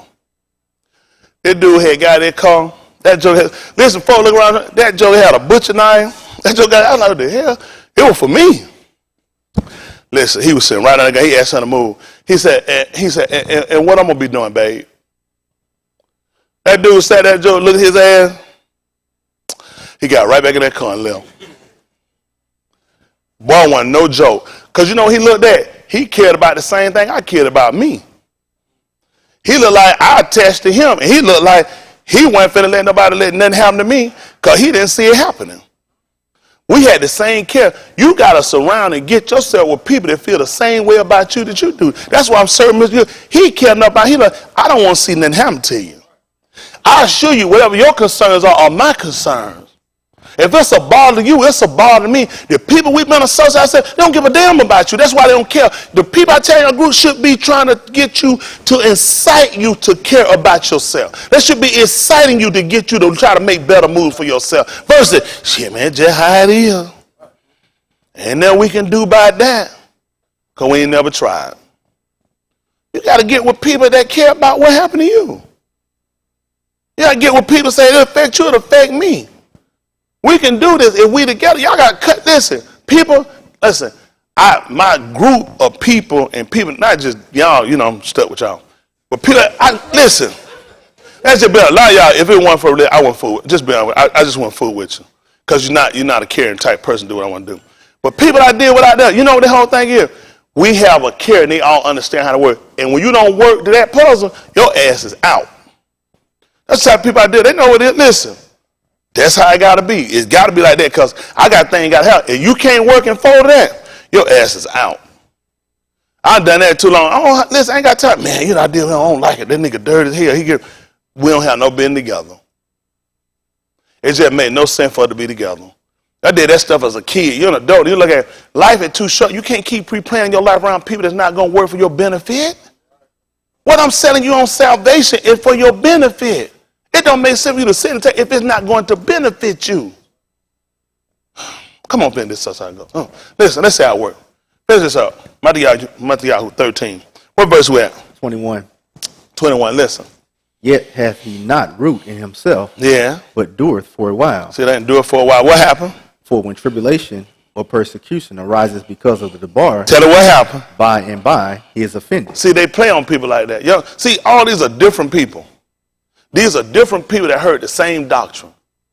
But see, everybody ain't in the same place, and everybody don't take it seriously enough. They don't take it seriously enough. And then when situation happen, that's when you'll realize and you'll see who's ground and who's not.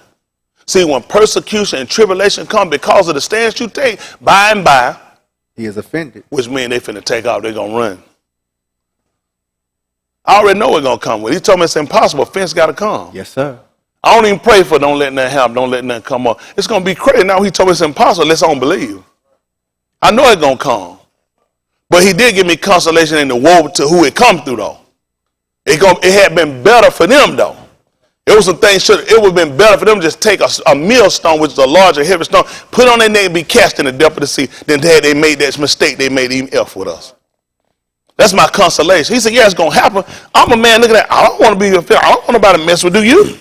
But you know my consolation is, you ought to see what kind of shit I'm gonna do to them though. They gonna wish they had. Isn't that right? You know what he tell me? He said, and what I'm gonna be doing, babe? That he tell me. He said, and what I'm gonna be doing, babe? That's all he want to know. What he going to be doing while you doing that? While you pre-planning and plotting, he want to know, so what I'm going to be doing, babe? Finish this up. He also that received seed among the thorns is he that heareth the debar, You see what happened where you said what kind of people you deal with? Thorn. So as the shit come, they start sticky. Got some other shit. I be trying to have me folks study, be taught to. They don't realize them thorns. Trying to keep them from getting this information. Trying to get them from thinking. I'll watch you. I don't think I don't. I know what you do. He'll tell you, what you think will happen sit around, you sit around and thorns around you. What you think they're going to do? They're going to prick you. They're going to aggravate you. They're going to prick. They're going to bound you up. That's the same thing he found out with Adam, didn't he? So see, and listen, what you think put your thorns and thistles, this stuff going to yield you. right? Ain't that productive going to happen? You got unproductive people they're not trying to help productive people. They're trying to put them in the same state and status they in. Listen.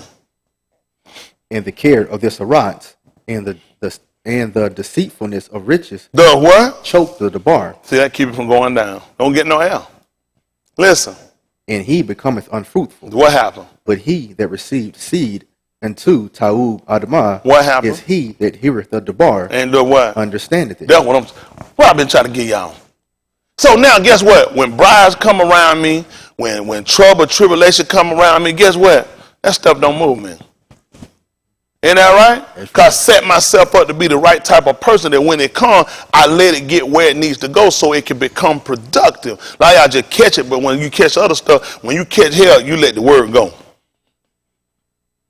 Stuff gonna come at you. You're gonna be offended. Stuff gonna happen. I just gotta make sure I'm rooted and grounded, right? Right. That's right. Rooted, grounded, and built up in him. Right? You gotta make sure you're the right type of person for this. All right, listen. Which also beareth pari, and bringeth forth some an hundredfold, some 60, some 30. Come on.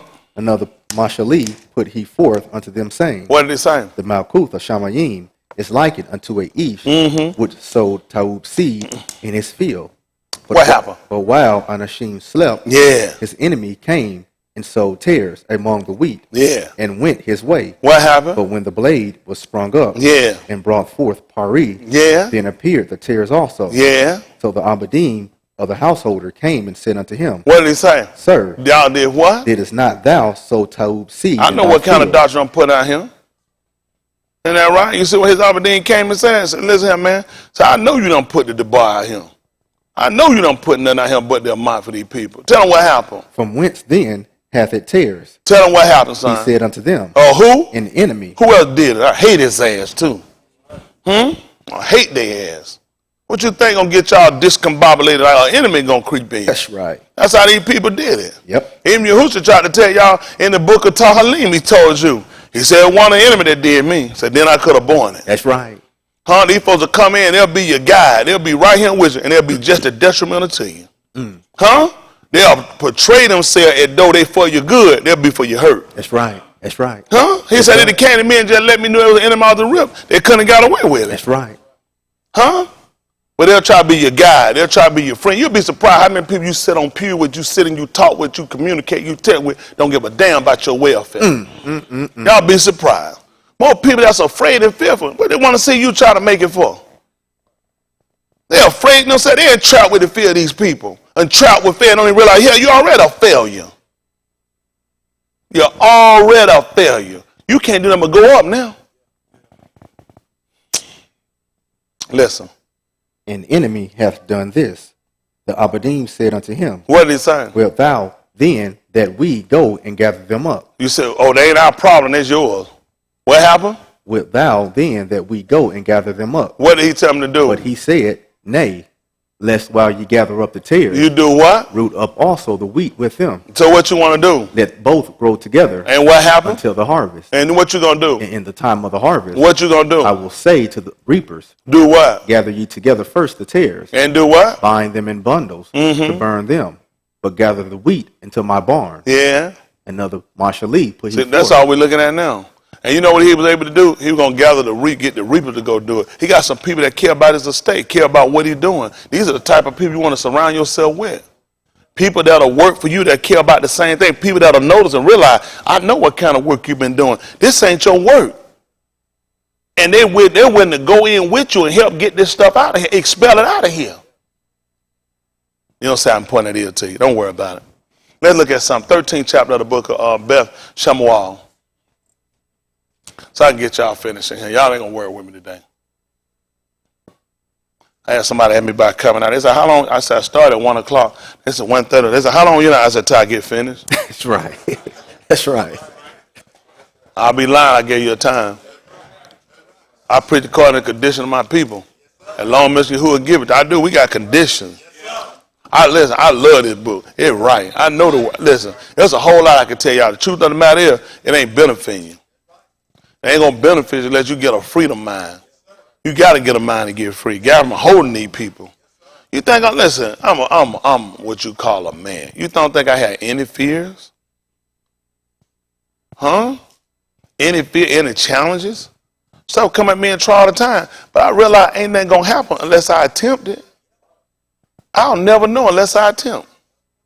I can't sit around and, oh man, I should have. You can live your, you know how many times I've said that in the past?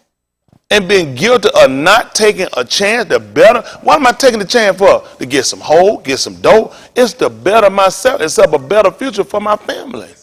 And for my mission call here. Because I know when it works out for me, it's going to work out for you. I sat around like a lot of y'all scary asses wouldn't have nothing. Worry about just your sorry ass have. It don't work like that. If Mr. Yahuwah going to give me something, it's going to have to be a benefit. It don't make sense. When he going to give me something, it ain't going to be no benefit. It's got to be a benefit. Yahushua came down, he done sat here and gave this man his own malkut and established this man. It had to be a benefit. But he going to look at, how's it going to benefit other people if you get this malkut? How's it going to benefit if you get all this tahala? Unless it can benefit the arm.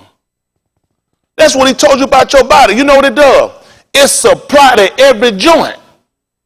If you're going to be a body, then it's got to supply to every joint. That's why he established it where you understand how your body works.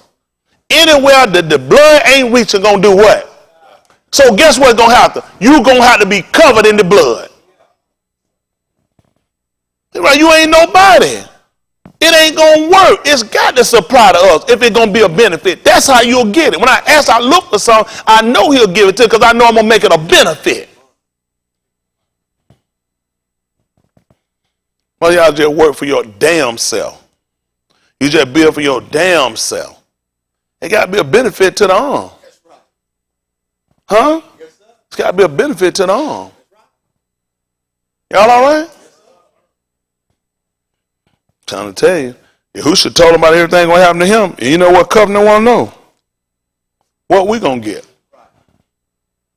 I mean, we out here knocking on doors and walking down here, ain't carrying nothing on them. I'm putting down swords and everything else. What we going to get?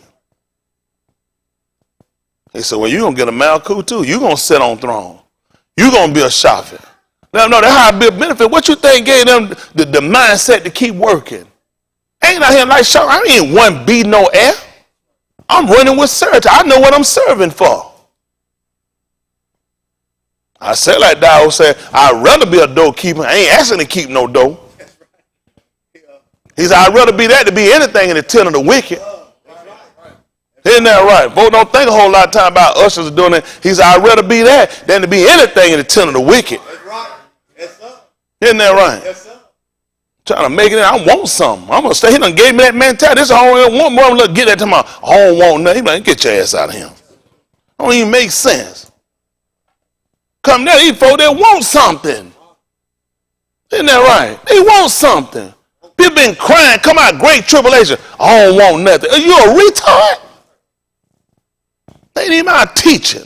Man, they done seen him when they done got up. He done sat there and talked with them for 40 y'all mean. You know they told him? Will you restore the Malkuta at this time? I'm looking at this time. Yes, sir. Keep talking about later. Will you give it to us now? Right now. Folks don't want you thinking like that. Everything white folk been telling you. Later. That's why you ain't got nothing. I get now later shit, I eat them all up now. Eat something now, say something. Eat them all up now. That's right. To take the later off. These now. I'm finna eat these now. That's right. Isn't that right? Yes, sir. Listen to the book.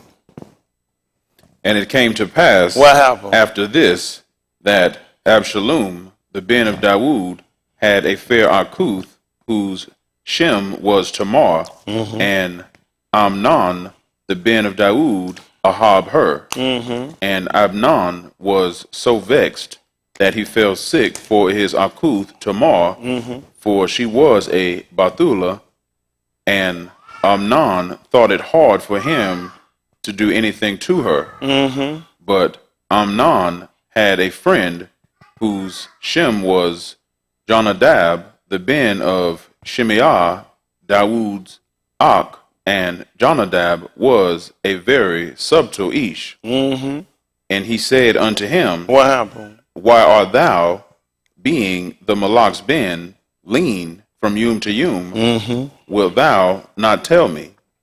And Amnon said unto him, I Ahab Tamar my Ak, Absalom's Akuth.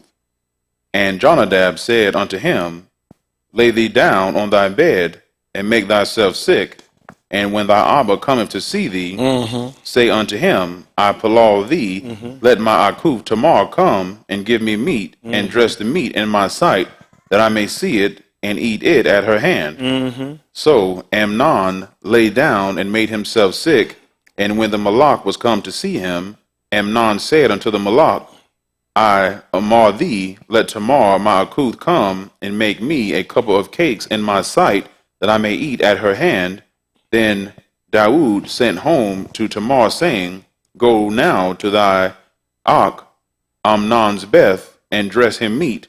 So Tamar went to her Ak, Amnon's Beth, and he was laid down, and she took flour and kneaded it, and made cakes in his sight, and did bake the cakes. And she took a pan and poured them out before him, but he refused to eat. And Amnon said, Have out all the anashim from me, and they went out every ish from him. And Amnon said unto Tamar, Bring the meat into the chamber, that I may eat of thine hand. And Tamar took the cakes, when she had made, and brought them into the chamber to Amnon her Ak. And when she had brought them unto him to eat, he took hold of her, and said unto her, Yeah. Come, lie with me, my Akuth. And she answered him, Nay, my Ak, do not force me, for no such thing ought to be done in Yasharal. Where's she getting that from? She got it from the law. Listen. Do not thou this folly. Why? And I, whither shall I cause my shame to go? And as for thee, thou shalt be as one of the fools in Yasharal. Listen. Now therefore I amar thee, speak unto the Malak, for he would not withhold me from thee. Howbeit he would not hearken unto her voice, Yeah. but being stronger than she, forced her and lay with her. Then Amnon hated her exceedingly, so that the hatred wherewith he hated her Was what? greater than the Ahab wherewith he had Ahabbed her. Listen. And Amnon said unto her, Arise, be gone. Then she said unto him, There is no cause. This Rasha in sending me away is greater than the other that thou didst unto me. See that? She said, ain't no reason for him to do that. Ain't no call for him to do that. That you send me away from you like that. What happened? But he would not hearken unto her. Mm-hmm. Then he called his abode that ministered unto him, and said, Put now this woman out from me, And what else? and bolt the door after her. That's good. At the 15th chapter book of Yehukanan. Yehukanan, they call John 15 and 22. I know I done bored y'all to death today. We're trying to get us a resolution. A resolution. I think when we're going to get one, it's by a revolution. Yeah. The only way we're going to get a real resolution, it's going to be by a revolution. Yes, sir. Listen, you got all these white women on the street and created a mob. They're in Washington, New York, everywhere on the street. Talking about how long they've been disdained, and they got these right groups are coming out and they in support. The white woman ain't been beat. The white woman hadn't been raped, not to the magnitude we have, and yet these people done took to the street. The news are coming and hear they cry and showing, and all they trying to do is just trying to get more and more elected in 2020. Shit, everybody been raped and mistreated and disdained more than we have. And yet we won't take to the streets and we won't show these people our dissatisfaction with them. Letting them know it won't happen again. That's all they need. We got to go to the street and let them know it won't happen again. I assure you it won't happen again. You took the last life unarmed. You raped the last of us. You mistreated the last. You incarcerated the last one of us wrongly. I'm for anybody wrong. Let them do they just do. You all right? I'm for them. I'm talking about how many right people you got wrongly locked up. How many right people you wrongly killed. And all we keep sitting around and waiting on them to justify it. They ain't gonna let me kill nobody white and let us take and y'all judge me. They sitting around, they the folk that be the victimizer and they the people that come along and they gonna be the shopper. They gonna judge the matter too. That don't make sense. They ain't gonna let nobody rob no store and then let them sit down and convict themselves. They already know what kind of conviction they gonna get. Who the hell gonna get themselves some time? Well, I think I learned my lesson. I think I should be good and go ahead and let me go. I think I should go ahead and acquit myself. Nobody gonna do that. Then how in the world we sit around and let them do it to us? That 14-year-old boy was killed. You know that boy had a mental problem. How many of our people they gonna keep doing that to the mentally, to the ill, to the cripple, and they still don't care. And they don't care because we don't care. We to blame. We killed that boy. If anybody should have been on trial, it should have been our entire race. Because white people would have never stood for it. Never. Let a damn white woman go on her ex-boyfriend house, unlock the door, and blow his ass away. And tell her, I was so tired, I got from work, I went in the wrong house, and I shot him. How the hell I thought somebody was breaking in when I'm coming in the house? Right. They can't be breaking in, they already down broke in. Fix your damn story. Say him been dating the damn man, he done broke up with a tired, crazy, lunatic ass. You know, even to sit there to hear that story is an insult. I don't get your ass up against this wall. Start bitter, shut your damn mouth. Tell me no stupid shit like that. Some stuff just stupid. Then the fact for the news to repeat that shit, and then they say under investigation. How much shit they done concluded off the rip? No damn way, you never even had no job. You sit right here walking in the wrong apartments and shit. How you got a damn key to the wrong apartment? I ain't never been that damn tired. I went to nobody's house and unlocked their door with my key. Hell, you that retarded. That the fact that white people even told us some shit like, but they want to try to see if we'll take it. Only reason they wind up changing the story and convicting because too many white. There's some whites out there that don't agree with that shit. You need to know all white people don't agree with that wrong shit. Just like all of us don't agree with no black people doing wrong shit to white people. That's right. I don't agree with it. You treat folks just like you want to be treated. That's right. I live by, I treat folk right. Y'all got it? Yes, sir. That's how you supposed to do. When I put down my judgment and sinning, that's the same thing I do. I wouldn't go out and wrongly do nobody white wrong because they white. That's crazy as hell. That's right. That's the same shit they done. That's right. You let every man be measured by his own character. That's right. If a white man gonna mean, we're gonna fight. We're gonna fight for some shit you done. Yep. They ain't gonna be causing nothing I done. Y'all all right? Yes, sir. That's called being fair. Yeah. Hispanic or anybody doing the same way. That's right. You know right? I had a man bought something from me. He Hispanic. He ain't even got no damn citizenship. Ain't got no can't do nothing about it. I still did what was fair. Called right. He told me. He said, "I appreciate you." And a little bit of English he could get out. I look at the end of the day. I gotta sleep with me. Yeah. I gotta live with me. So when I make a decision, I gotta make sure I can stand before my maker and I can justify it. That's right. That's right. Ain't no damn cracker. That's right. Anything go. You got to be right. You got to make sure you're just. That's what the book says, so you can be just in your dealing. You can overcome when you've been judged. Yes, sir. So like Tupac said, only Yahuwah can judge me now.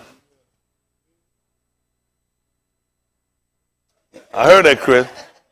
Got that world in their heart. You better watch it. Josh will come up. Josh said, I done sung 23 worldly songs of him. He's been keeping account. He said, I'm just wondering you saying that mind by Johnny Gill again. He said, yeah, preacher, you got that world in your heart. Only Josh can come up with that. Only y'all can judge me now. In bad shape. Come on, 15:22. Yeah, Ukanon. All I'm for is what's right. Don't y'all want what's right? What's right? You always got somebody get too excited at the service. He too excited at the march. It's 15 and 22. Listen to the book. If I had not come And then and what? spoken unto them, Y'all hear that? If I had not come spoken, and then what happened? they had not had sin. Listen what happened. But now they have no cloak for their sin. Y'all hear that? If I had not come spoken, and he said not had sin. He said, but now they ain't got no reason for it. They ain't got no way to cover it up, Karen. Listen what else he told her. He that hateth me, Hated who? my Abba also. Listen. If I had not done among them The what? works which none other each did, What happened? they had not had kata. But what happened? But now have they both seen and And? hated both me and my Abba. Tell me what happened. But this cometh to pass, Like what? that the debar might be fulfilled, Like what? that is written in the Torah. Like what? They hated me without a cause. Look at that. You know if she wouldn't have came and told, he wouldn't have had no sin. He'd have thought that store was all right, but she came because she had to tell him. That's wrong. That's why she hated him without a cause. He hated her without a cause. She would let him know it was wrong. She said it shouldn't be done in Yasharal. Right. Right. So now you know why white people hate you. Because you stand for everything that's right. And you tell these people this shit they shouldn't do. And white folk hate you for it.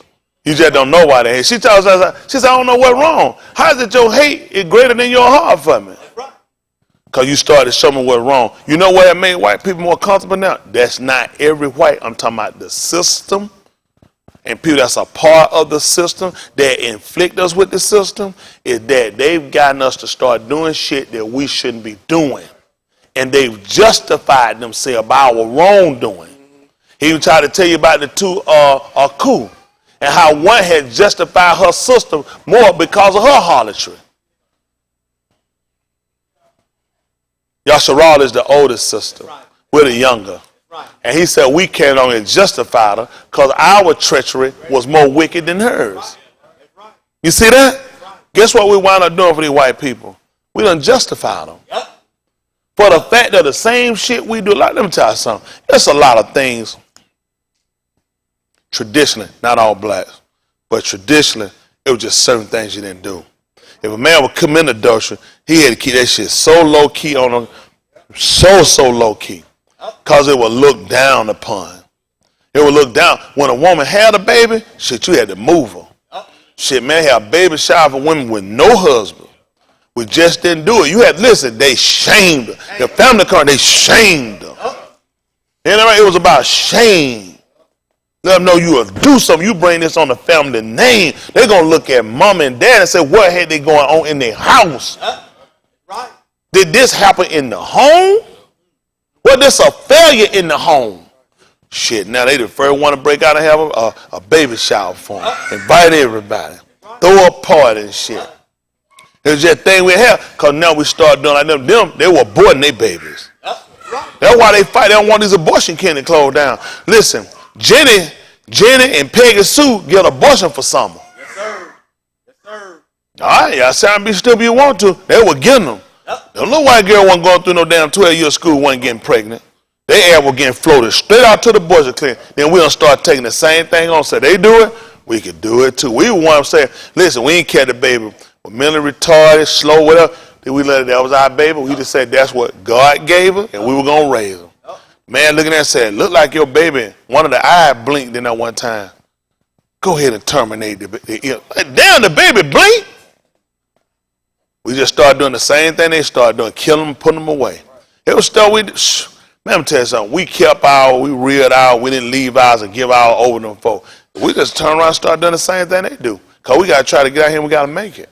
So we started getting rid of our kids, our babies, throwing away our elderly. It was stuff we learned from them.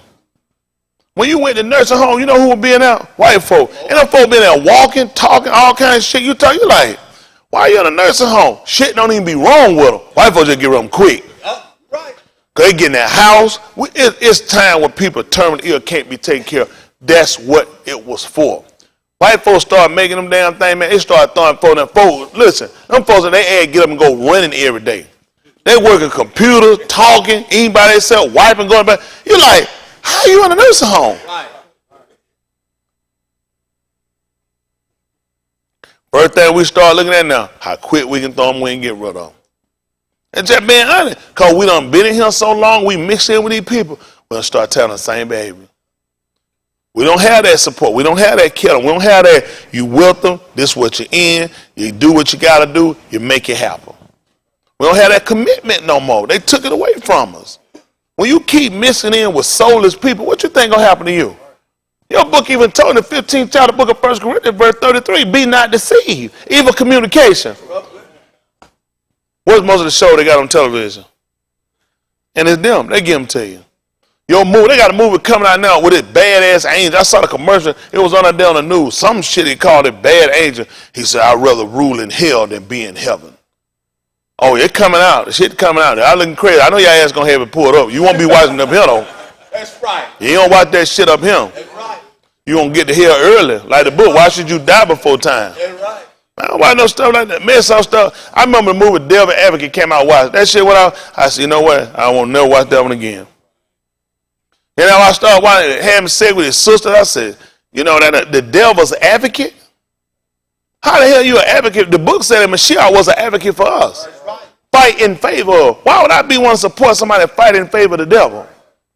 I said, no, I don't watch that. That's crazy, man. That's crazy. But they'll get you with shit like make a thing. It's just a movie, but verbiage. It's a mentality coming behind what you hear and what you see. Don't make no mistake, white people craft it. People say all the time, let me play. Why you want to play the bad person? That's the mentality they give it. They'll make the bad person like the good person.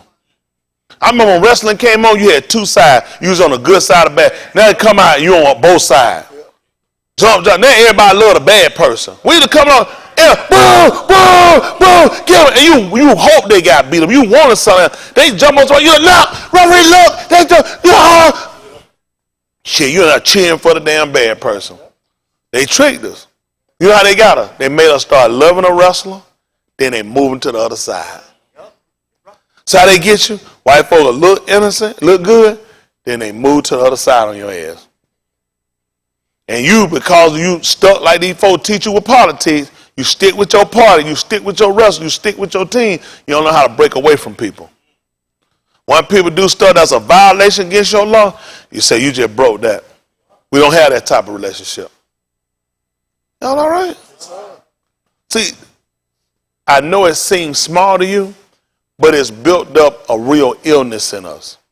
And this illness have us where we trapped today. We should be able, when we leave today, to be able to go home and be able to relax and don't have to go back to think about the poverty and the degradation, the struggles that we had to go through.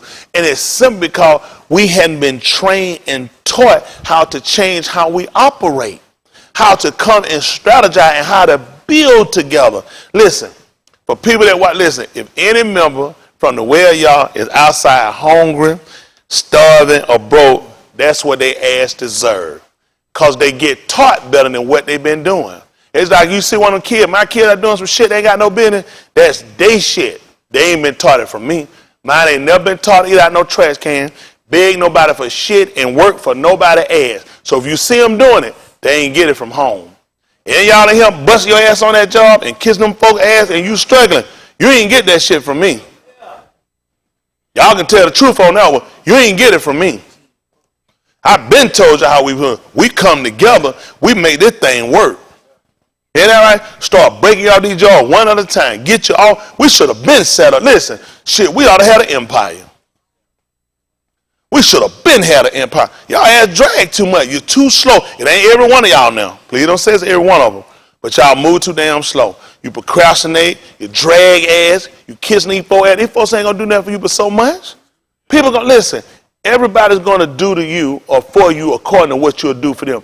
Everybody that work for your favor, I guarantee you doing more for them than what you doing for their ass or they doing for your ass.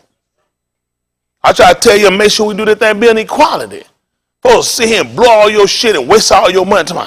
Man, if I had it again, set your broke ass over there and shut up. That ain't helping nothing. Trying to tell y'all, man, y'all gotta get yourself together.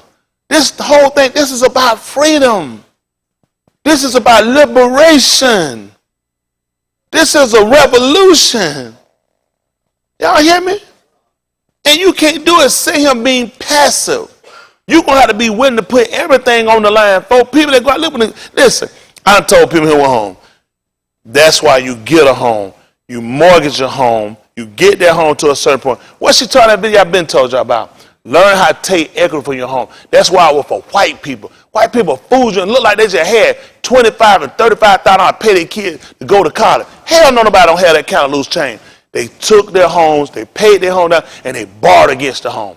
White people come in, they fluctuate these areas, these neighborhoods, and blow up these numbers on their home so they can take more money out of their home. They give white people a different interest rate than they give black people. They give white people a better term than they're going to give black people. And your ass need to know how white people have gotten ahead of you. Bankruptcy was for white people. White people go get cars, went got boat, went got motorhomes and shit, got their house and filed bankruptcy on credit cards and everything. White people started for clean cut. When bankruptcy first came out, white people kept the home, kept the boat, kept the motorhome, and your broke ass was sitting around struggling like hell with one car. And they vacationing. You trying to figure out, damn, they work, how in the world they doing all this stuff? Whole time you ain't know nothing about. By the time we learned bankruptcy, George Bush, all of they came and changed bankruptcy. You used to could bankrupt and keep your car, keep your house, keep your boat and everything. That's how white people got ahead of you. They did it, it made it fun because their ass were failures. We struggled and paid shit out because we looked at it was our credibility. White people came and stood in for us to get fun. They stood in for us to get fun. They know we'll damn pay it. The fun you were getting was fun that white folk ass lost. And bankruptcy was another savior program for white people. When a nigga got it, you ain't never did shit with it. When you done it, you supposed to come up from it. You just managed to consolidate all your bills to one. Still kept their home. Filled out and mortgaged their home and poured more money. That's how they started businesses. Now you look at, damn, they got businesses. They got so much capital. They got programs. Bankruptcy was a program for white people. Welfare was a program for white people. If they weren't bringing enough in, they effed the money up again. Then they had welfare where they would get them food stamps so they could buy food and get that home, and that would cut costs. Now you got less money to put on groceries. You can put that toward other bills, or you can put it toward business ventures. Medicaid, it was for white people. You ain't got to worry about how to get insurance. This set up for white people. When they gave it to you, it was a social program to keep you sick. Nobody never got well for no damn Medicare. No Medicaid. It was set to systematically infect you.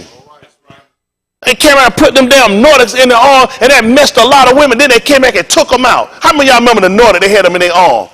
They swept through them, and they would put them in black teenage women in projects. Y'all ass one living. I know you to take their ass to the doctor. I mean, I tell you what she kept saying, it keep bothering them. It was a damn little track and it kept bothering them.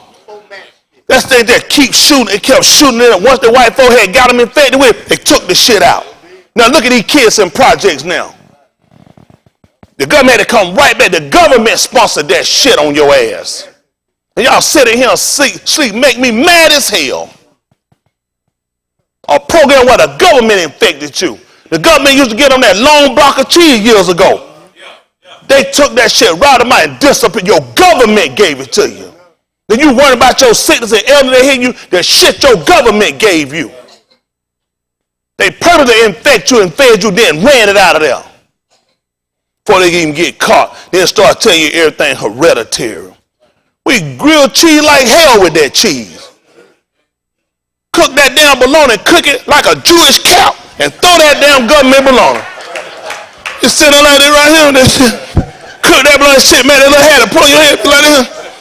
How many of y'all remember cook that bologna cook it like a Jewish cow? Isn't that right? Man, we been Jewish. You don't take that thing out until it pop up and make that little cow.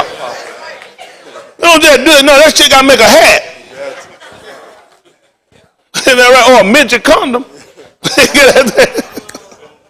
I like the hat better. Man, we cooked that thing on everything they came and they gave us. Now came back and you realize now you're dealing with the after effect from your kids and your kids' kids.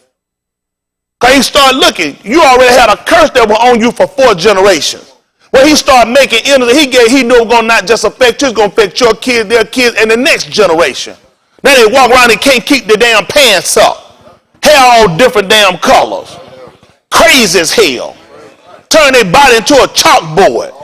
And we keep wondering, what done got in them? What you let medicate your ass? Who fed you? When they first gave us food stamp, you couldn't get but certain food. WIC. Damn wicked. I'm the one cut y'all ass off from it. Short naming that shit, just didn't throw a K over wicked. Juicy Jew. He won't let your ass go in and get that Welch's. Supposed to be I buy that Juicy Jew. Hell, not over no Welch's. That damn Welch's got grape like you can eat that shit out the bottle. That Juicy Jew cheap shit, man, they give you anything. No good. Why they won't let you put no Ocean Spray? Nigga being there, they be like, man, I ain't know you like to get wet. Ocean Spray let a nigga get wet. They ain't letting you get that $4-5 bottle stuff. What for get on no name ass brand cereal, orange box cereal, Kicks. Your ass ought to get tired again. You look at it, sit up, boom, boom. Get some cereal, knocking your ass off your feet. Kick wicked. Know the man infecting you. He had you on everything generic. Shit he couldn't sell, he couldn't get, people wouldn't buy. He said, let the niggas eat it.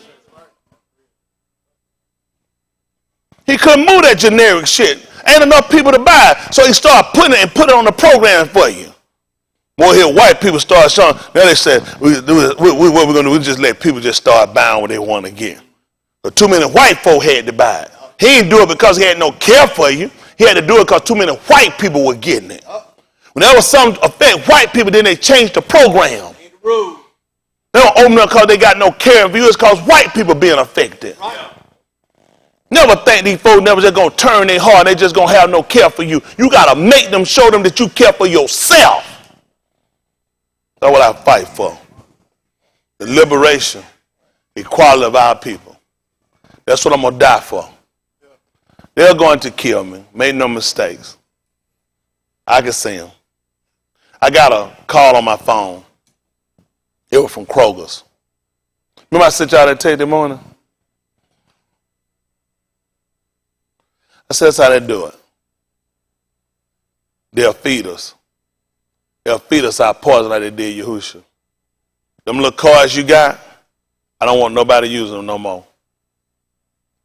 They called me about a product recall that they saying I bought and a date I bought it. They would let me know I could bring it back in for a refund. How the hell you know I bought it? Because I put my phone number in. I want them bought it and put their phone number in. And it lets them track the history of everything you get.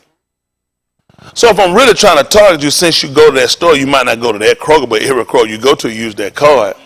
And I start saying a common denominator of where you go, it would be worth putting poison in that product. Of course, I kill some other, but it's called casualty of war. Like when I drop a bomb. If I'm dropping a bomb, I'm trying to kill Kerry, but Keisha in there and Sarah and them in there, and then I got twins back then. I got Rashida right there. I got Jess. I got them over here. Are we going to look at the bigger picture? Or are we going to worry about these few minor casualties? Because my goal is to take out Kerry. Kerry is the threat. And so doing, actually, I didn't kill them. Kerry killed them. Y'all being with Kerry got you killed. See, white people are always going to justify themselves. It's always going to be a justification. These are few minor When I show the people how I took out Kerry, this will be minor. Even though, listen, these dumbass people, 800,000 people, over 400,000 not getting paid. They ain't even including contractor. You know what they saying though? The bigger picture is getting the wall. They dumbass ain't getting the pay. They starving, pulling this shit, getting evicted. Losing, possibly going to be losing homes if this thing keep going for a period of time. Never going to be able to catch up. Bank accounts get frozen, shut down because you're in the negative. Credit cards getting shut off and getting cut off. And you talking about a damn wall? The fact that they even being played at puns in it, they ought to be pissed. Isn't that right? They ought to be pissed. They just show, they convince you the greater good is getting that wall. They got more damn Mexican tunneling under this damn place than walking on top of the ground. You think Mexicans stupid? You think these folks don't know? These people can see them from reconnaissance through air flight, through all the damn, they got drones and shit. They can fly and see these people. Everybody with common damn sense know you come underground or come in the U.S. Talk about how much drug they bring on top of the ground, how much drug they bring underground. Shit, we got out of slavery through the Underground Railroad. Shit, they learned that from us, how to pipe and get out of here. So you the same technique to come in. Everybody done learn from you. Underground, that's where you put a seed at. And then it come back out on top of the ground. This ain't no new procedure. Quit letting these people make a fool out of you. Learn how to think for yourself.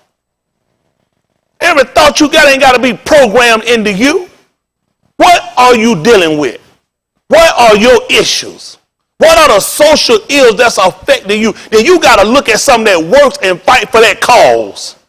And when you find one that doesn't, then you cut that shit off. Yeah. If you can't get enough people to stand and fight for your cause, then you stand for it. That's good.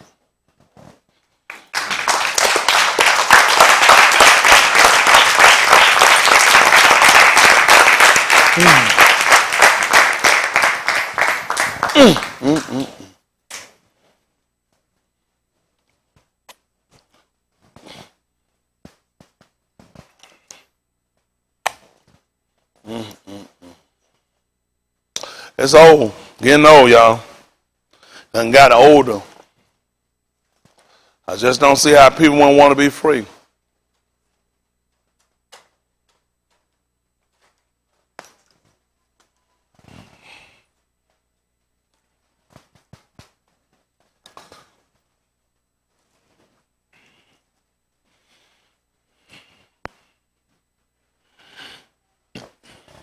Folks sitting around, they ain't working. 800,000 people affected just off the rip that affect other millions of people, and they gonna still blame it on black people. Can y'all imagine black people the reason why the wall ain't being built? Black people the reason why the government shut down? White people will never stop and take responsibility for nothing. It's their shit. That's their plans. They don't give a damn. White people don't give a damn about white people.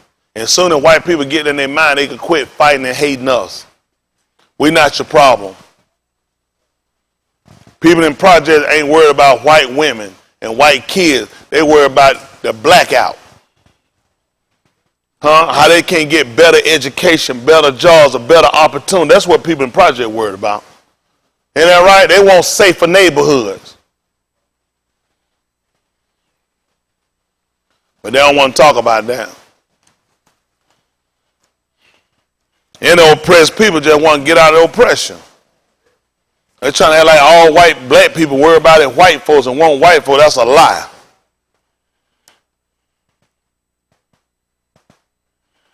Isn't that right?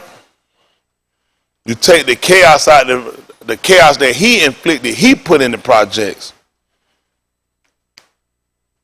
He didn't want to put them there and make them fight and live like roaches. Put roaches and other insects there and make it like it come from the niggas. Got them damn roaches when the Puerto Ricans moved into New York, messed up Harlem. Took them same roaches and transferred them all over the place.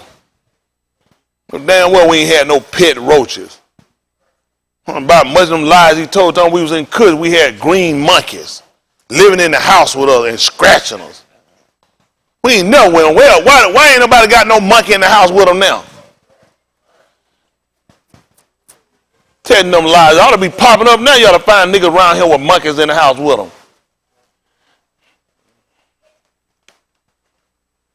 Cause the fact we let them insult her with them stories.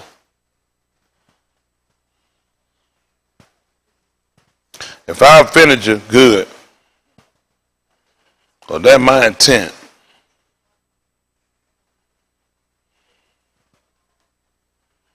I'm trying to stop being wasteful and start putting up and preparing for yourself. Ain't nothing to say. Years ago, a government job, a state job, all them jobs was safe. Them days over with.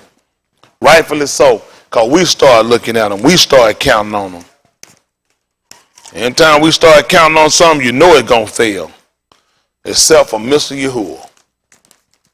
That's the only thing we got we can hold to. We know it ain't going to fail. Isn't that right? I know Mr. Yahuwah ain't going to fail.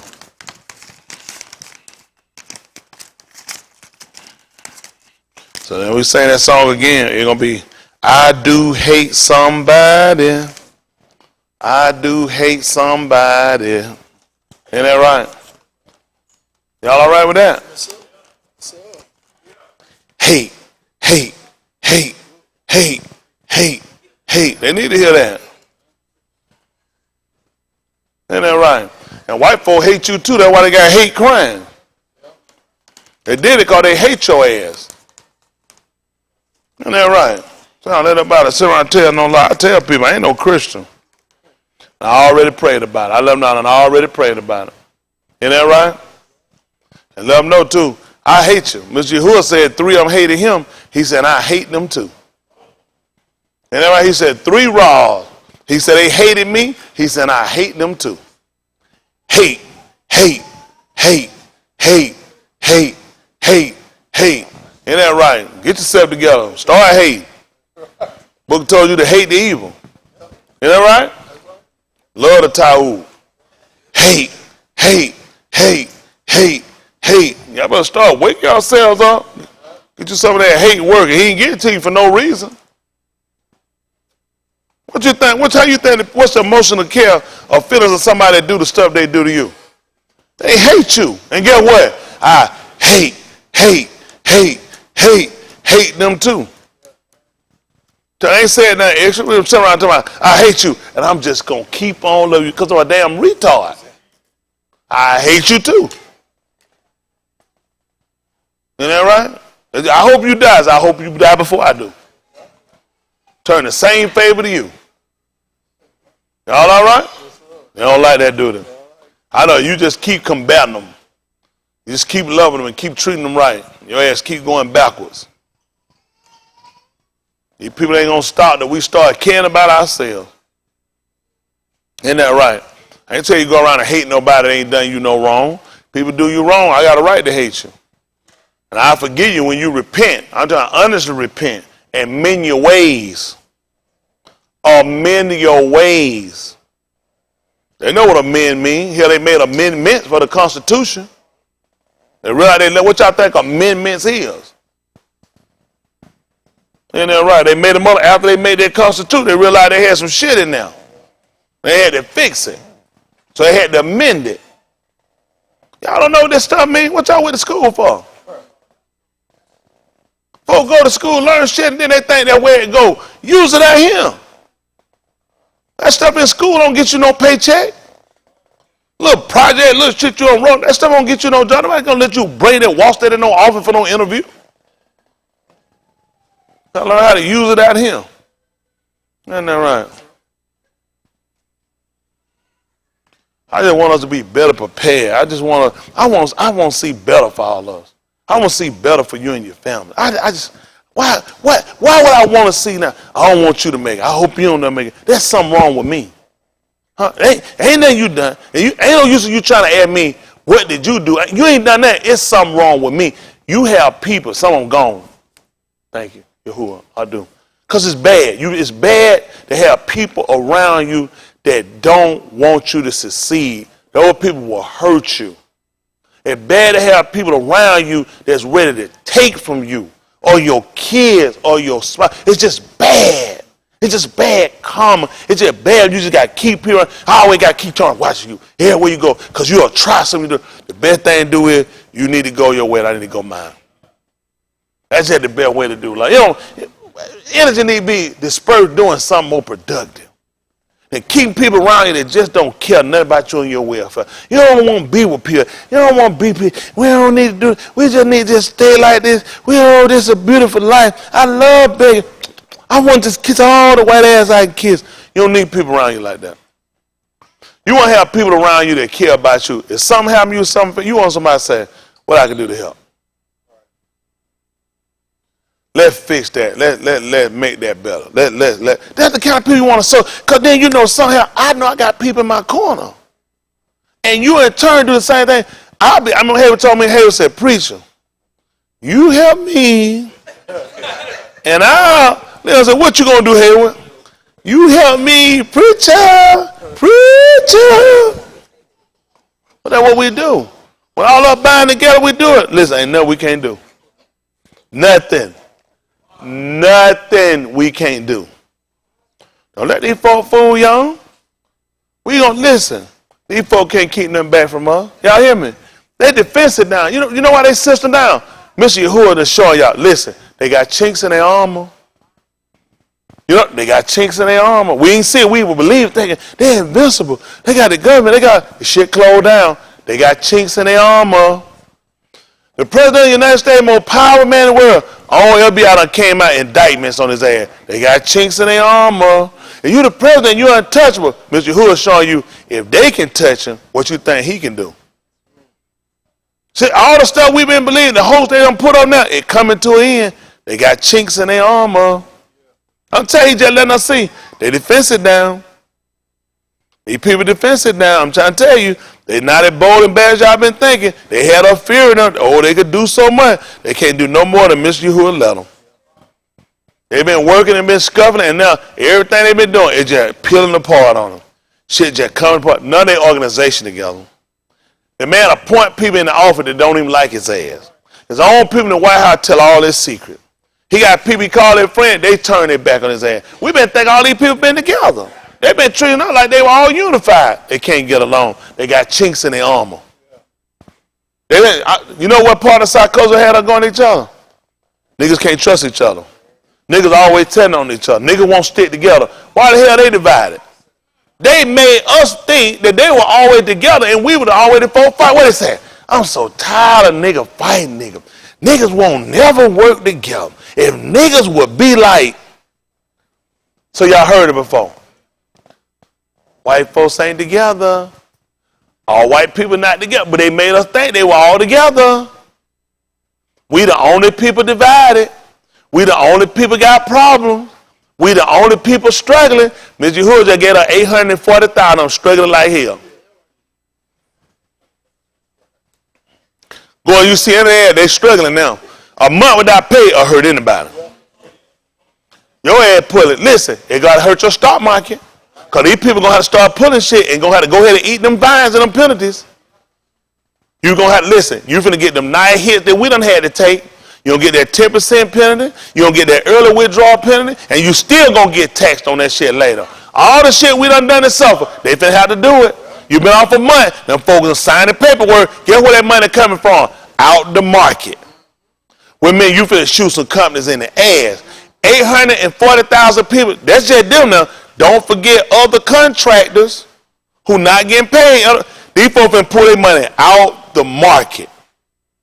The market already been struggling. That's why they're trying to convince you and pick up these numbers like the market doing well. How the hell the market gonna be doing better when you done got trade and tariffs on China and on their product and they got them on your good and you not getting the stuff you would get? You hurt company. iPhone hurt. All these people hurt and you tell me the economy still good. Because of this trade deficit, this trade war you got. You got 800-some-thousand people ain't working. You tell me the economy still good? You got people who got double welfare, food stamp, who got to use it all up this month. With me, come February, their ass won't get them food stamp. What y'all think finna happen on these streets? How is this going to affect these stores? And you still want me to think the economy is doing well. Y'all use just common sense. Common sense. 840,000 people shop. 840,000 people do business. 840,000 people got bank accounts. 840,000 people do too much. And you tell me that's not going to affect the millions of other people who make money from this 840? Okay. Think like you want to think. Economy doing good, everybody doing well. Just carry your black ass to work. Keep being stupid. Y'all better get conscious. Y'all better get conscious. I'm telling you, these folks finna have a mess out here in the wild. He'll meet today, he ain't stupid. They finna have to do something to open that thing back up. And the reason they shut it down, because it was finna be a bigger shit than this. So they had to slow these people up from getting paid so they can fix them, so they can falsify some paper to get money. Don't be stupid. It wasn't nothing about that wall. This the same damn wall he could have built when he had a Republican, when he had a majority Senate and Congress. It's not about the wall. Don't be stupid. They had to shut this shit down because they don't got the money. Those folks are puns and they ass are getting played. They said, nah, stupid ass. I'm sacrificing for the wall, for the wall, for the wall. You dumb as hell. You ain't got nothing to do with that wall. They screw up more money than that. They had to slow this shit up. They on a hole. And they had time to get ready and get these folks their tax refund. That piece of shit. Not gonna sell folks. We ain't got your money. That's all right. That's all right. That's what you do. Oh, I'm finna kick some ass up in here. I'm gonna need to get that money. They know what finna happen. They got to get their money on the road. I'm going to need to get that money. That's another mess. Got to get ready and cut them checks back. And they finna sit on, you know what they do? These checks finna be on a good delay. They finna hold everybody's ass back. What you talking about? Yes, I need my damn money. I'm telling you, they folks know what they doing. She said, well, yes, I ain't got to give preacher his money. The hell you is. Ain't that right? Got your name like on a Santa Claus list. Isn't that right? I'm checking it twice. All right, that's good. Let's get ready to go. Give Mr. Hood a hand clap. Y'all like the time.